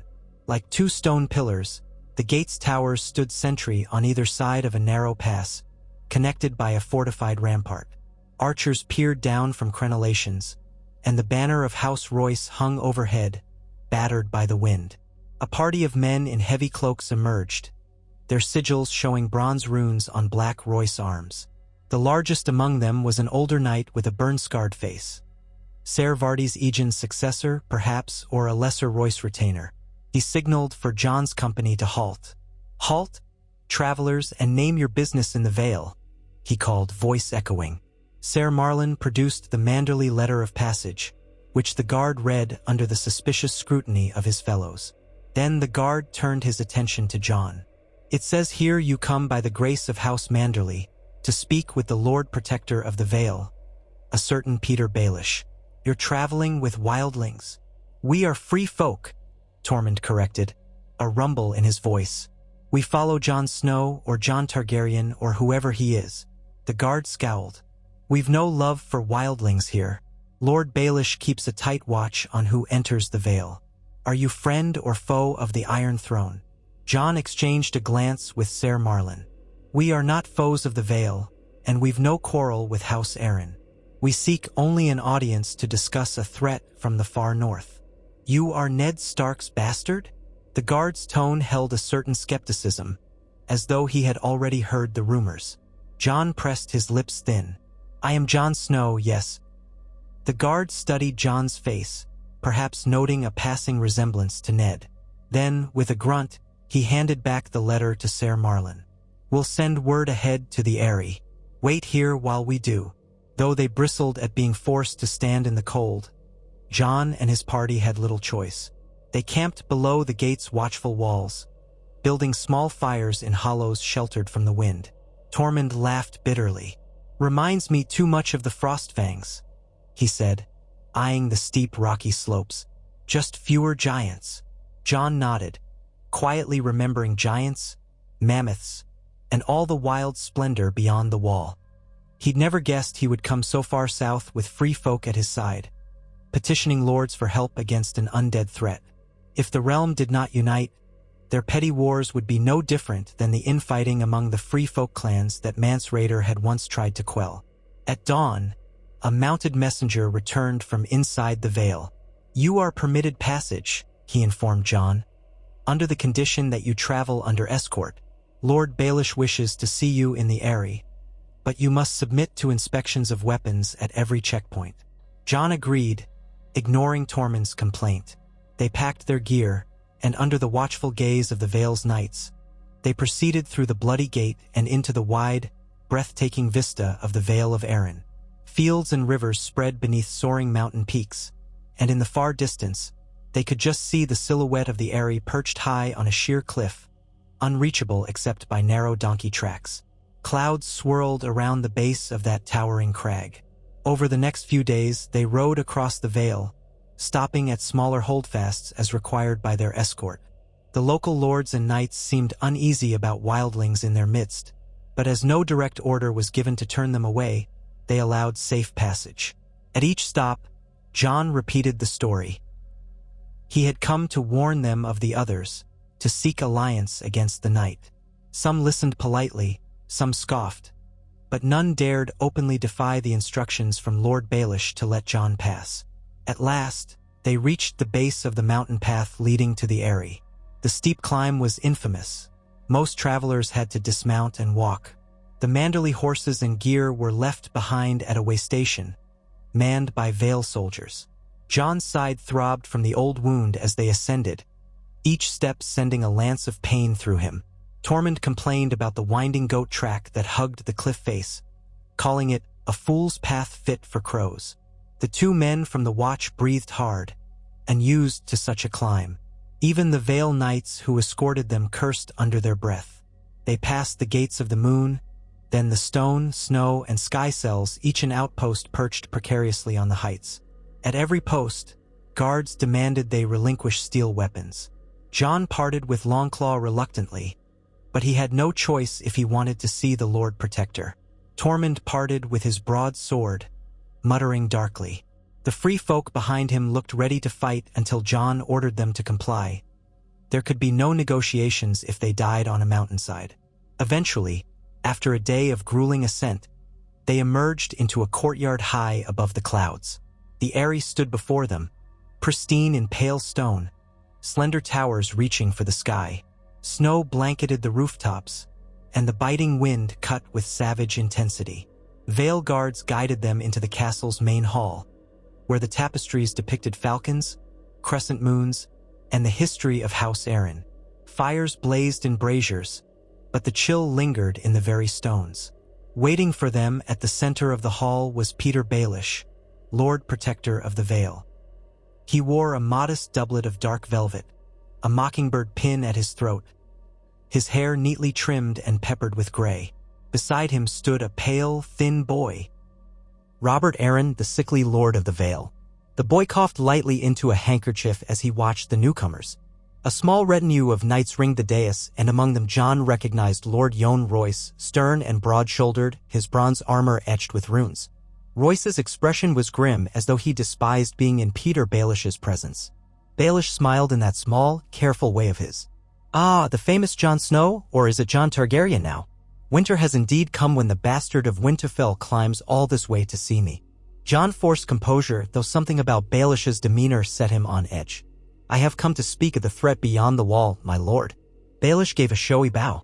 "We have heard rumors, the dead walking, the night's watch in disarray. Distressing tales, truly. But how do we know they are not mere fables? Why should the Vale join in some new war when we have thus far avoided the old?" Robert Arryn shifted behind Baelish, wiping his nose. "Mother always said the Vale is safe. We have mountains. Mountains keep us safe." He sniffled, looking at Jon with a mixture of curiosity and fear. "Is it true you have wildlings with you?" Tormund bristled. "We are free folk. And if these mountains keep you so safe, little lord, you'll find them less so when an army of the dead climbs higher." Baelish's smile thinned. "Yes, well, as I said, rumors." He gestured to the floor. "But do indulge us, Jon. We have heard you fought King Robb himself. How's that if you truly came south only to speak of the undead?" Jon felt a flicker of irritation. That was a misunderstanding turned into forced tradition. "We remain united in our way. The king in the north refocuses on the real threat. I have come to gather southern support. The Vale is strong, and it has been spared the ravages of war by your cunning or your caution, whichever name you prefer. But soon, no corner of Westeros will be safe." Baelish pressed a hand to his chest in mock humility. "You flatter me. But truly, our resources are limited, and young Lord Robert's health is always in question. We cannot simply send knights and provy scions to the far north on the strength of rumor. What reassurance do we have that the threat is real?" Lord Jon Royce stepped forward then, his heavy boots echoing. "I have heard stories from my cousin at the wall. Rangers missing, whites discovered. The Night's Watch does not lie about such matters. My lord," he said with an edge to his voice, "the Vale must prepare if this is true." Baelish raised his eyebrows. "We must prepare, yes, but we cannot act rashly. So many lords of the Vale stand uncertain. Perhaps you might prove the truth of your story, Jon Snow. Or do you have evidence?" Jon's hands curled, longing for Longclaw's reassuring weight at his side. He thought of Hardhome, of the swirling storm of undead, the ice-blue eyes. But how to show that horror to these men who had never ventured beyond their lofty mountains? I have no white in a cage to present, if that's what you mean. But I have sworn accounts from the Night's Watch, from wildlings who have seen the others. I carry the words of Maester Aemon, who was once a Targaryen himself. The realm cannot ignore the signs. The lengthening winters, the legends stirring. A new long night is at hand. Baelish looked at Robert Arryn. The boy coughed again and gazed off into space, bored or frightened by the talk of undead. Then Baelish turned back to Jon. And what do you propose the Vale should do?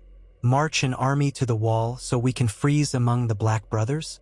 We have no love for the cold. If you do nothing, Jon said, the war will still find you, only later when it's too late. I propose you dispatch knights to help fortify the wall, or at the very least send supplies. Dragonglass, steel, food, whatever you can spare. Do it quietly if you fear drawing the Lannisters' attention. Or if you prefer, wait for proof. Send a delegation to Castle Black or beyond. See the threat yourselves. Baelish considered, pressing his fingers together in that familiar, calculating gesture. A delegation. That might be wise. Perhaps we can assemble a small party of Vale Knights to verify your claims. If they return with proof, then we might discuss more extensive involvement. Royce's jaw tightened. A small party riding to the wall in winter is nearly a death sentence. Then it will prove they have the mettle to see the truth, Baelish countered smoothly. We cannot fling open our gates on hearsay, after all. This is the Vale, not some green boy's domain. Faint smirk. Jon forced his breathing to remain calm. I welcome any men you send. They will see the truth soon enough. Robert Arryn looked vaguely unnerved. If the dead come, they'll never climb the Eyrie, will they, Peter? Baelish gave a soothing pat to the boy's arm. We are well protected, my lord. Do not worry. The mountains are high, and we have plenty of grain. He turned back to Jon. In the meantime, you must be weary from your journey. We can offer you lodging for a few days while the details are arranged, though your wildling friends will need to remain under guard. Surely you understand. Tormund growled, but Jon placed a hand on his shoulder, silencing him. We understand. Good, said Baelish. Then I look forward to hearing more about this Targaryen parentage, if you have time. Knowledge is power, after all. With that, the meeting ended, guards ushering Jon and his company to Spartan rooms in a drafty tower. Their weapons remained locked away by Baelish's men. Tormund paced the length of the room, complaining that he did not trust the smug little crow with the sly grin. Jon shared the sentiment, yet they had no choice. If the Vale contributed even a portion of its famous cavalry or knights, it could tip the balance in the struggle against the others. And if they remained aloof, that might be the difference between victory and an unstoppable tide of death. Over the next few days, Baelish arranged a formal supper, inviting Jon, Tormund, Ser Marlin, and a few Vale lords, including Lord Royce and other lesser nobles. Jon spoke of the White Walkers and the Whites. Some of the lords listened gravely, some with polite skepticism. Baelish remained all smiles, nodding at appropriate intervals, hinting that the Vale was open to great possibilities, never quite committing. He flattered Jon's rumored lineage, suggesting that if Daenerys Targaryen truly existed with living dragons, Jon should consider forging a bond with her. A Targaryen alliance might change the realm, Baelish murmured, swirling his wine. Imagine 2 Targaryens, uniting to face the darkness. Jon, uncomfortable, tried to steer the conversation back to the immediate threat. Dragons or no, we need men on the wall or the dead will come. This is not some riddle for you to solve, Lord Baelish. It's real. Baelish's smile grew thin. I appreciate your directness. In time, events may force our hand. For now, the Vale stands watchful. A day after that supper, word came that Baelish had indeed chosen a delegation. A handful of knights under Lord Royce's command, plus a few reluctant men from smaller houses. They would travel north in early spring, which was still weeks away if not longer. Royce was to ascertain the truth, or so Baelish claimed. Until then, the Vale would remain vigilant. Jon seethed, but realized this was the best he would get from Baelish for now. He met privately with Lord Royce, who displayed a straightforward honesty that Jon found refreshing. Royce confided that he mistrusted Baelish's ambitions but would do his best to confirm Jon's story. "If what you say is true, then I will push for the Vale to rally," Royce promised. "We remember Jon Arryn, how he valued honor. This realm has gone mad with petty wars." Jon thanked him, thinking that if there were more men like Jon Royce, the Vale might be a real ally. As matters stood, Baelish's sly politicking threatened to hamper them all, playing every side for his own advantage. Jon suspected that if Daenerys Targaryen ever landed in Westeros with her dragons, Baelish would angle to be on the winning side at the last moment, as always. That might help them in the final hour, or it might not. Seeing nothing more to accomplish, Jon requested leave to depart. Baelish graciously allowed it, so long as the wildlings left as well. Tormund was only too glad to be free of the Eyrie heights. Ser Marlon, who had accompanied Jon from White Harbor, expressed frustration at the Vale's stalling. "House Manderley will not be pleased by such half-measures," he said. "But perhaps a few Vale Knights is better than none." They collected their weapons, minus a few fees the Vale guards demanded, which Jon gritted his teeth and paid from what little coin they had. Then they began the long descent. As they left, Baelish offered a final parting smile. "Do keep us informed, Jon Snow. Should you find yourself in King's Landing or near the Trident, it may be we can coordinate opportunities." Jon only nodded stiffly. He wanted nothing to do with Baelish's opportunities. It took them another day and a half to descend the mountain, battered by even fiercer winds than on the way up. Jon's side burned under the effort, but he endured. Near the bottom, a rider caught up to them, calling Jon's name. He turned to see a young squire of House Royce, breathless. The squire pressed a sealed letter into Jon's hand. "From Lord Royce," he explained. "He hopes it will help you on your way." Jon opened it later, by the firelight in a half-ruined inn at the base of the mountains.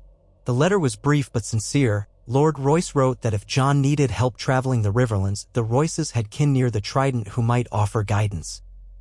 Also, if he needed a place to muster men in the future, Royce would do what he could once his own party confirmed the threat.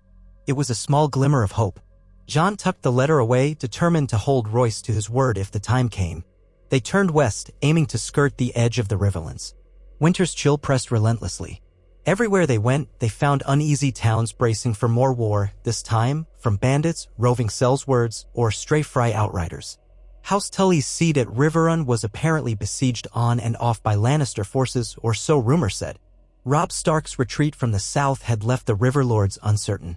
Many had made uneasy truces with the Iron Throne to spare their lands further destruction.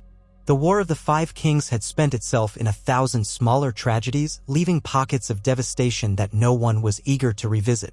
Jon realized, with a mounting sense of dread, that if the Riverlands were so battered, how could they possibly spare men or supplies for the wall?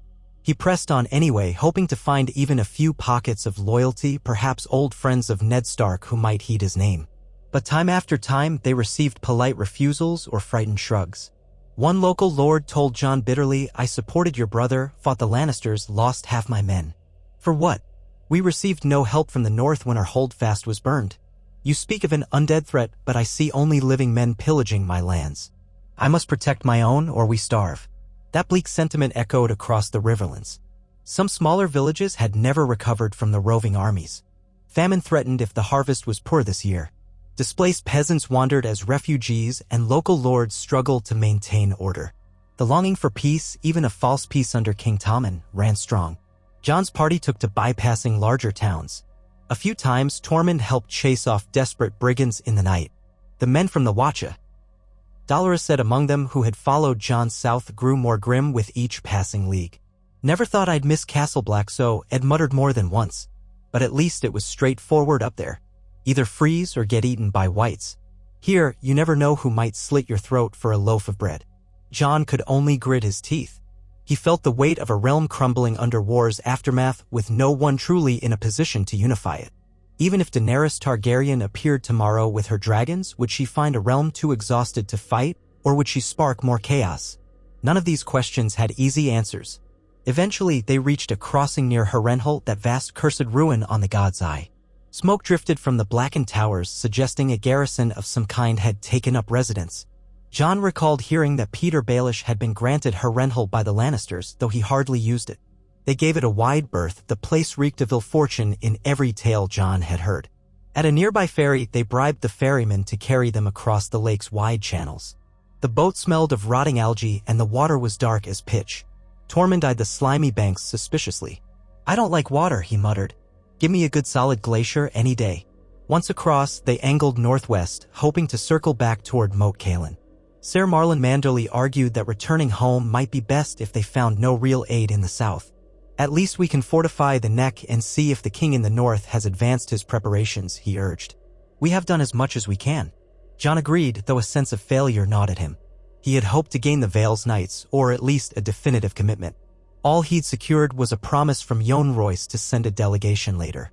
He had hoped to find some riverlords still loyal to the memory of Ned Stark, but all he found were shattered or broken men with no resources left. The dream of a realm united behind his dire warnings seemed more distant than ever. Yet the true threat remained.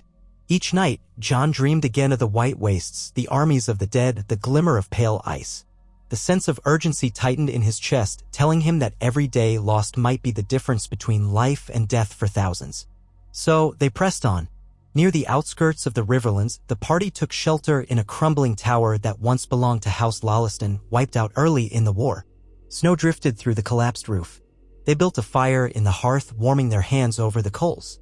Jon tried to ignore the persistent ache in his side. The old wound never quite healed as cleanly as he hoped, and the strain of weeks on horseback had not helped. They settled for a cold supper of dried meat and hard bread.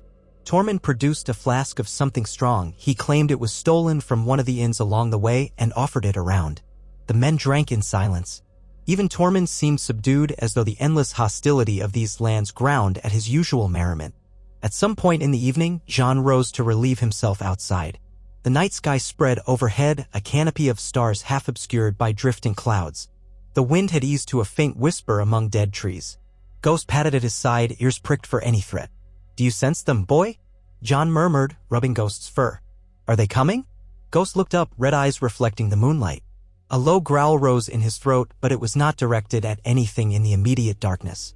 Jon wondered if Ghost, like the other dire wolves, had some deeper awareness of the others. Or perhaps the dire wolf sensed Jon's own unease. Either way, Jon felt no comfort, only the cold press of fear. They set out again at dawn, trudging through muddy, partially frozen roads. A few scrawny crows flapped overhead, cawing. The landscape felt empty, sapped of warmth or life.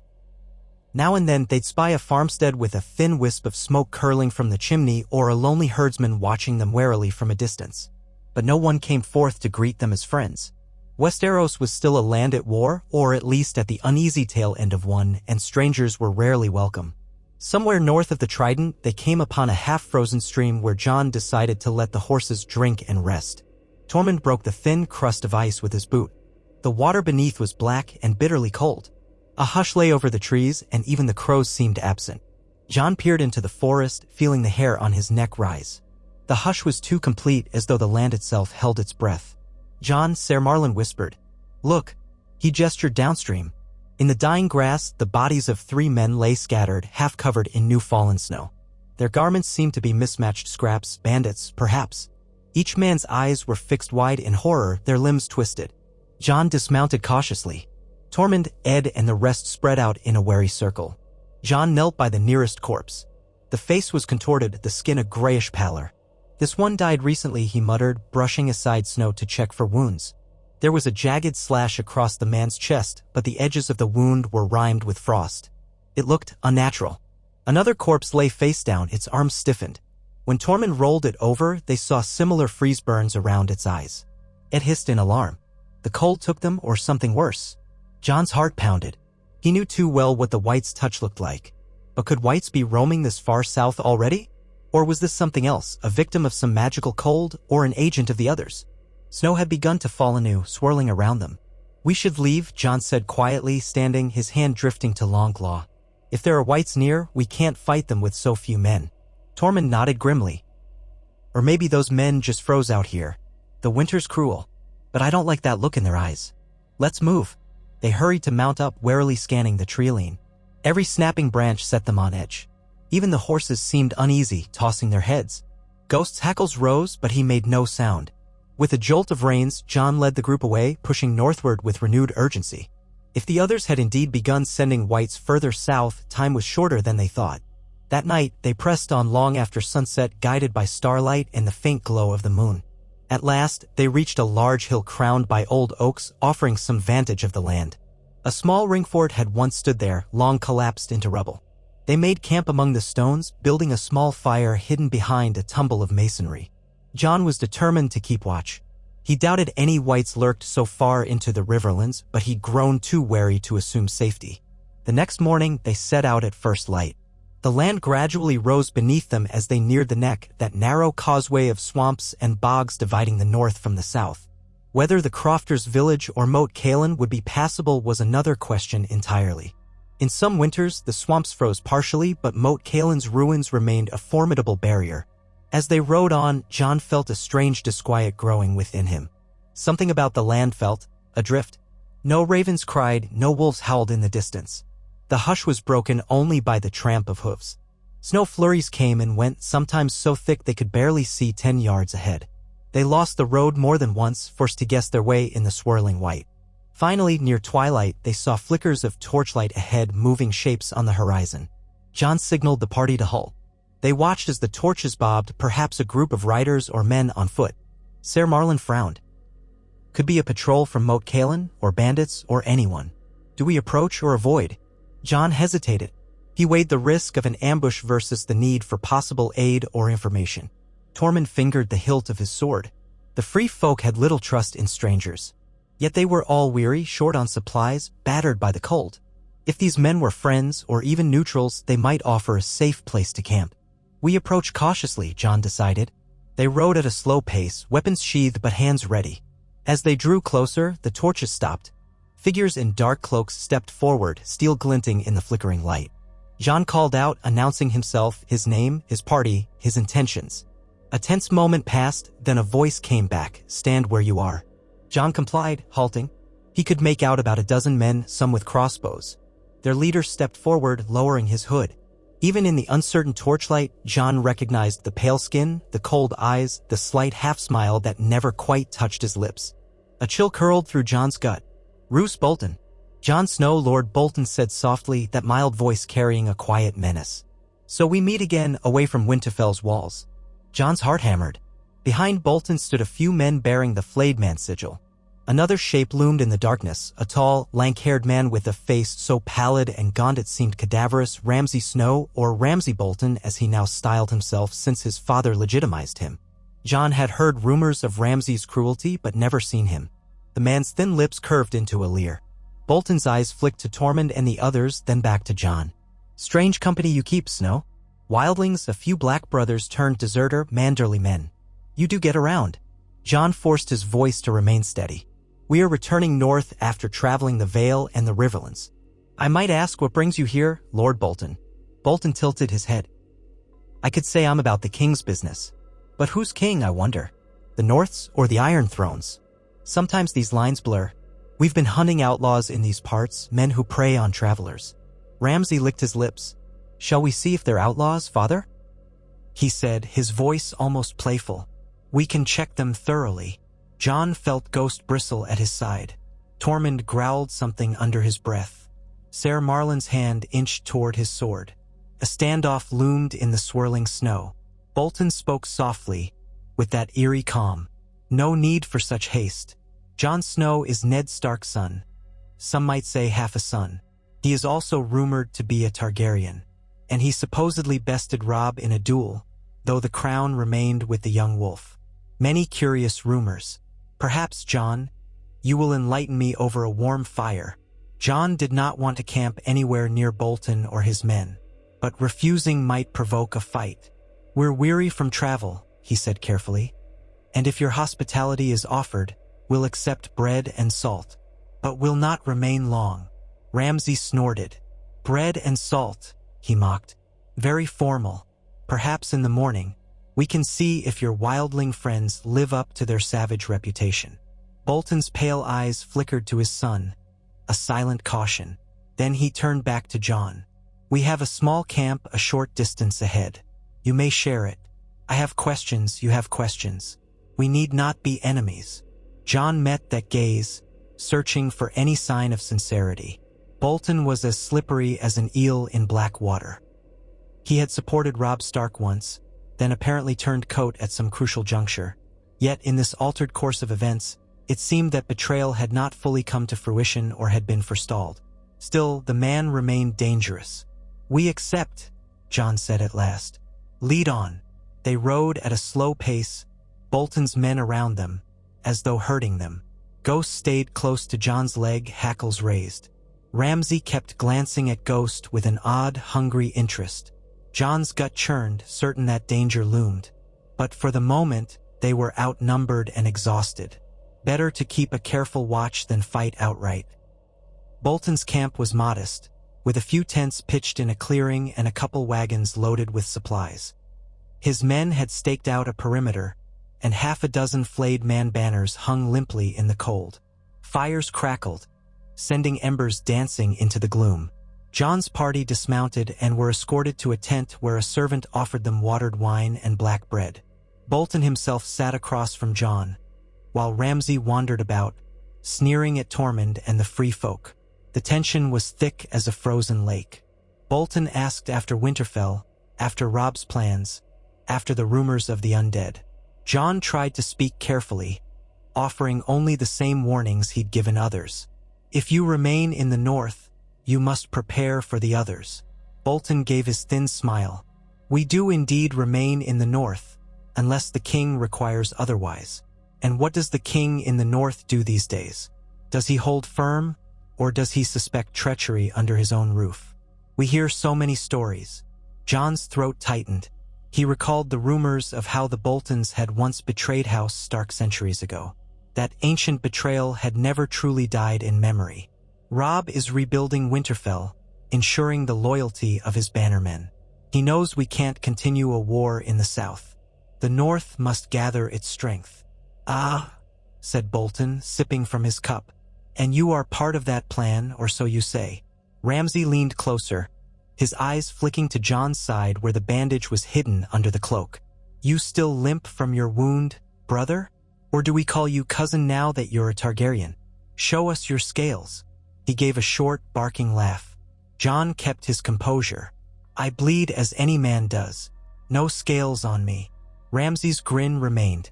"Oh, how I wish to see. But father says we must be civil. Perhaps another time." Bolton's gaze swept over them.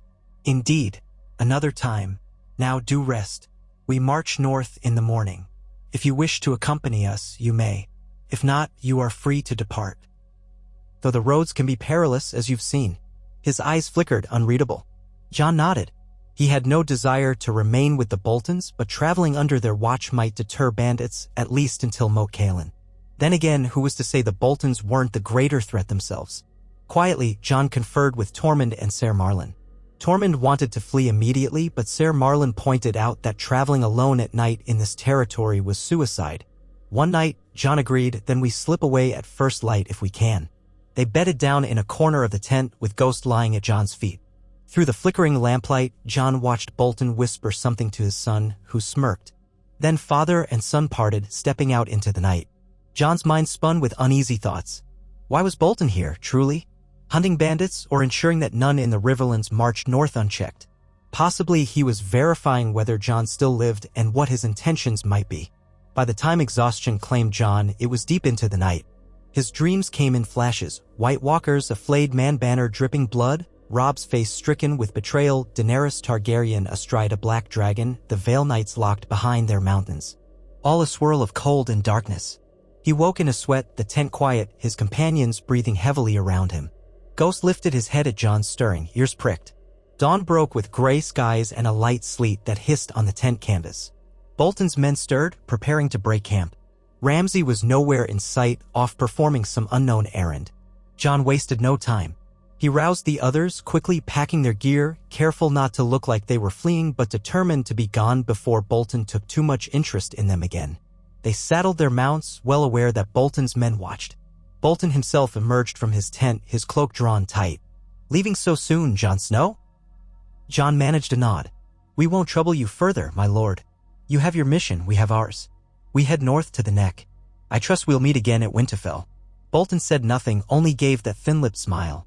Then, in a voice as soft as drifting snow, he replied, "Perhaps. Safe travels. Be mindful of traitors on the road." With that ominous remark echoing in Jon's ears, they left. The swirl of sleet grew heavier as they pressed on, the moors and low hills giving way to the marshy terrain of the neck. Trees rose in clusters, their roots twisting through boggy ground. Gnarled cypress and weirwood groves, half submerged, lined the waterlogged paths. The air smelled of peat and stagnant pools. The horses struggled through mud and shallow water, hooves slipping. Gnats swarmed, and the cold, wet wind bit at faces. They soon encountered watchmen wearing the lizard-lion badges of House Reed. Jojen and Mira Reed were known to Jon in passing, but their father, Howland Reed, was a man seldom seen beyond his domain. The Reeds were sworn to House Stark, and rumor held they were fiercely loyal. At the sight of them, Jon felt a measure of relief. Perhaps here was a place he might find help or at least safe passage. The watchman led them through winding paths to a secure patch of drier ground where a modest palisade stood among the bogs. There, the captain recognized Jon's name and offered them warmth. "We'll see if Lord Reed can receive you at Greywater Watch," he said. "But Greywater moves, as you know." Indeed, the seat of House Reed was fabled to shift location in the swamps, making it nearly impossible for outsiders to find. They waited 2 days in that boggy outpost. Tormund grew restless, swatting at gnats and cursing the damp. The nights were eerily silent except for the splash of unknown creatures in the dark waters. At last, a canoe arrived, piloted by a pair of crannogmen in cloaks of gray-green reeds. They beckoned Jon and only a few others to board. Tormund refused to get in, muttering about watery graves. So Jon took Ser Marlin and Dolorous Ed, leaving the rest to guard the horses. They glided through hidden channels in the swamp, the water thick with algae. Gnarled trees arched overhead, their branches draped in moss. Strange calls echoed, a heron's cry or something else. The crannogmen pulled their canoe with uncanny skill, pushing aside reeds and guiding them around half-sunken logs. Occasionally, a dense fog curled in, drifting across the dark water. The entire journey felt dreamlike or nightmarish. Jon tried not to imagine what might lurk beneath the murk. Near sunset on the second day, they reached Greywater Watch, or what Jon assumed was Greywater Watch. A modest fortress of wood and stone perched on a mossy rise. It looked old as the earth itself, with ramparts partially overgrown. Yet inside it seemed lived in. Torchlight flickered, and a hush lay over the place, as though it existed outside the normal flow of time. Jon and his companions were brought before a slim man with graying hair and a thoughtful gaze. He wore simple leathers dyed in muted greens and browns. A bronze-hilted dagger hung at his belt. This was Howland Reed, father of Mira and Jojen, the man who had fought beside Ned Stark at the Tower of Joy, if the stories held true. When he set eyes on Jon, something like wonder flickered across Howland Reed's face. He bowed his head. "Jon." His voice was quiet but not uncertain. "I have waited long for this day." Jon blinked. "My lord, you know me?" Reed gave a small smile. "I knew your mother, Lyanna Stark, and your father, Rhaegar Targaryen." His words were nearly lost in the hush. "I was there when you were born." Jon's breath caught. He had heard rumors that Howland Reed was one of the few who knew the truth, but to hear him state it so plainly shook him. "Then, all of it is true?" "It is," Reed said softly. "Ned Stark asked me to guard your secret, a secret he carried to his grave, and I have done so all these years, waiting for the day you might need the truth." He paused, searching Jon's eyes. "Your father, Ned, was the truest friend I ever knew. I swore to protect his son. You are that son by blood or by bond. It makes no difference. I see both Lyanna and Ned in your face." Jon felt a swell of emotion, the swirl of confusion and validation and grief for the father he had lost. He had not expected to find such open confirmation here. "Lord Reed, then you know why I'm here. The others are coming. We need the North united, and not just the North, everyone. I've traveled to White Harbor, the Vale, the Riverlands. We have little to show for it." Reed led him deeper into Greywater Watch, past a courtyard thick with reeds and knobby roots. "I am aware. My crannogmen see movements in the swamps, in the wind and water. They sense a great darkness pressing south. We stand ready to do our part, though we are a small people. Our domain is the neck. Still, House Reed remains loyal to House Stark, loyal to Ned's line, loyal to you, loyal to Robb. And we shall not bend to the Boltons." Jon frowned. The Boltons claimed to serve Robb, yet I fear they watch for weakness. Reed nodded gravely. "Roose Bolton is cunning, ambitious. He'd risk any alliance if it served his ends. That is why you must be careful. But I will provide you with what you need to travel north, small skiffs that will bring you near Moat Cailin, safe passages along hidden paths. From there, you can make your way to Winterfell. Tell Robb that Howland Reed stands with him against the dead, that we remain watchers of the neck." Jon inclined his head, a weight lifting from him. "Thank you, my lord. If the others come this far, the neck will be their first obstacle. It's vital that we hold it." Reed's voice dropped low. "We will. The swamps have devoured countless armies. But these are no ordinary foes. If I can glean more from the old powers of the neck, I will. Whatever secrets might slow the dead, we shall uncover them. Perhaps the children of the forest once taught these lands a trick or two.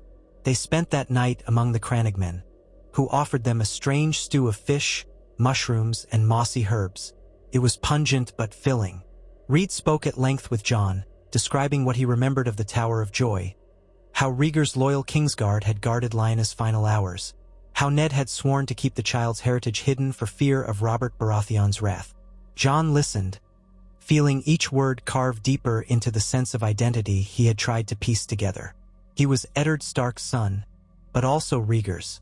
He was of the North and yet not. When dawn came, they parted ways. Jon left with a renewed sense of purpose, carrying Lord Reed's pledge. The crannogmen guided him and his companions out of the shifting swamps by canoe, depositing them near firmer ground close to Moat Cailin. There, Tormund and the others waited with the horses, relieved to see Jon return. They trudged the last leagues to Moat Cailin through bog and half-frozen roads. The fortress itself was but 3 tall towers in varying stages of ruin, perched on a strategic causeway that forced any army moving between north and south to pass under its shadow. Robb Stark's men had partially garrisoned it, though the place was miserable, swarming with biting insects in warmer months. Now, in the chill, it lay quiet, patches of ice crusting the water. A Stark banner flapped feebly atop the least ruined tower. The garrison captain recognized Jon from the days before the War of the Five Kings, letting his group pass. "You'll have an easier road from here to Winterfell," the captain said. "King Robb's men keep it fairly clear of outlaws, though watch out for wandering Freys." Jon thanked him and led the group onward.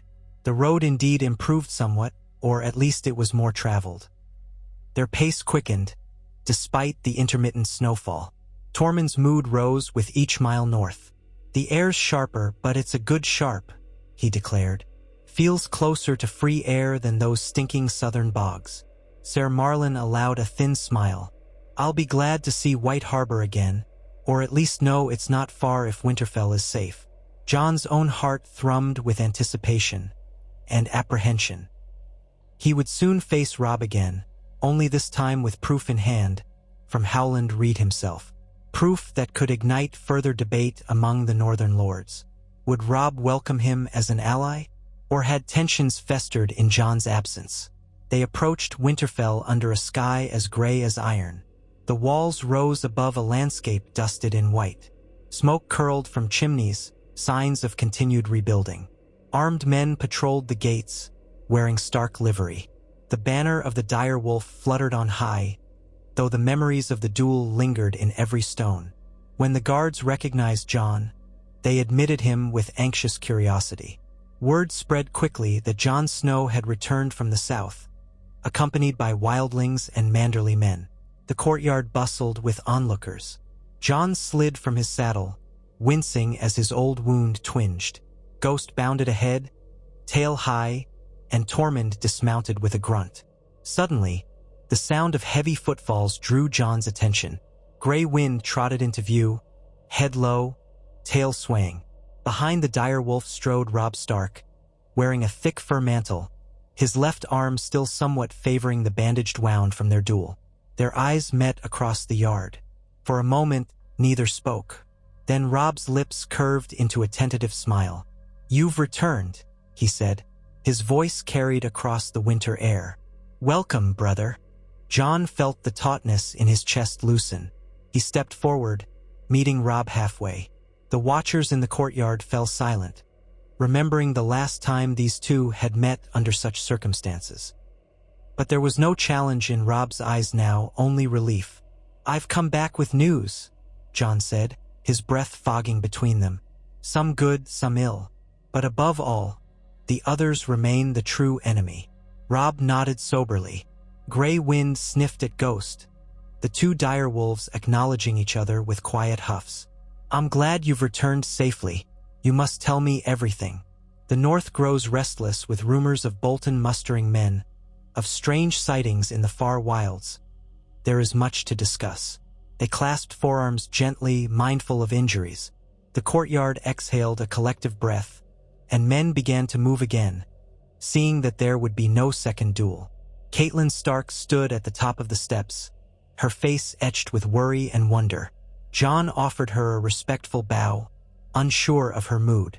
She inclined her head in return. Thus, Jon Snow returned to Winterfell not as a challenger, but as a battered traveler bearing truths about the realm. Whether that truth would unite the North or tear it further apart remained uncertain. Yet for now, the battered castle walls enclosed a fragile peace. The two brothers, once at odds by the will of men, stood side by side under the looming threat of the long night. Shadows stretched across the yard as the sun began its descent, while a cold wind whistled through the stones. Winter's teeth had sunk deep into the land, and beyond the horizon, the dead stirred. But here, for one more fleeting moment, the living came together, preparing to face the storm that would decide the fate of Westeros and every soul within it.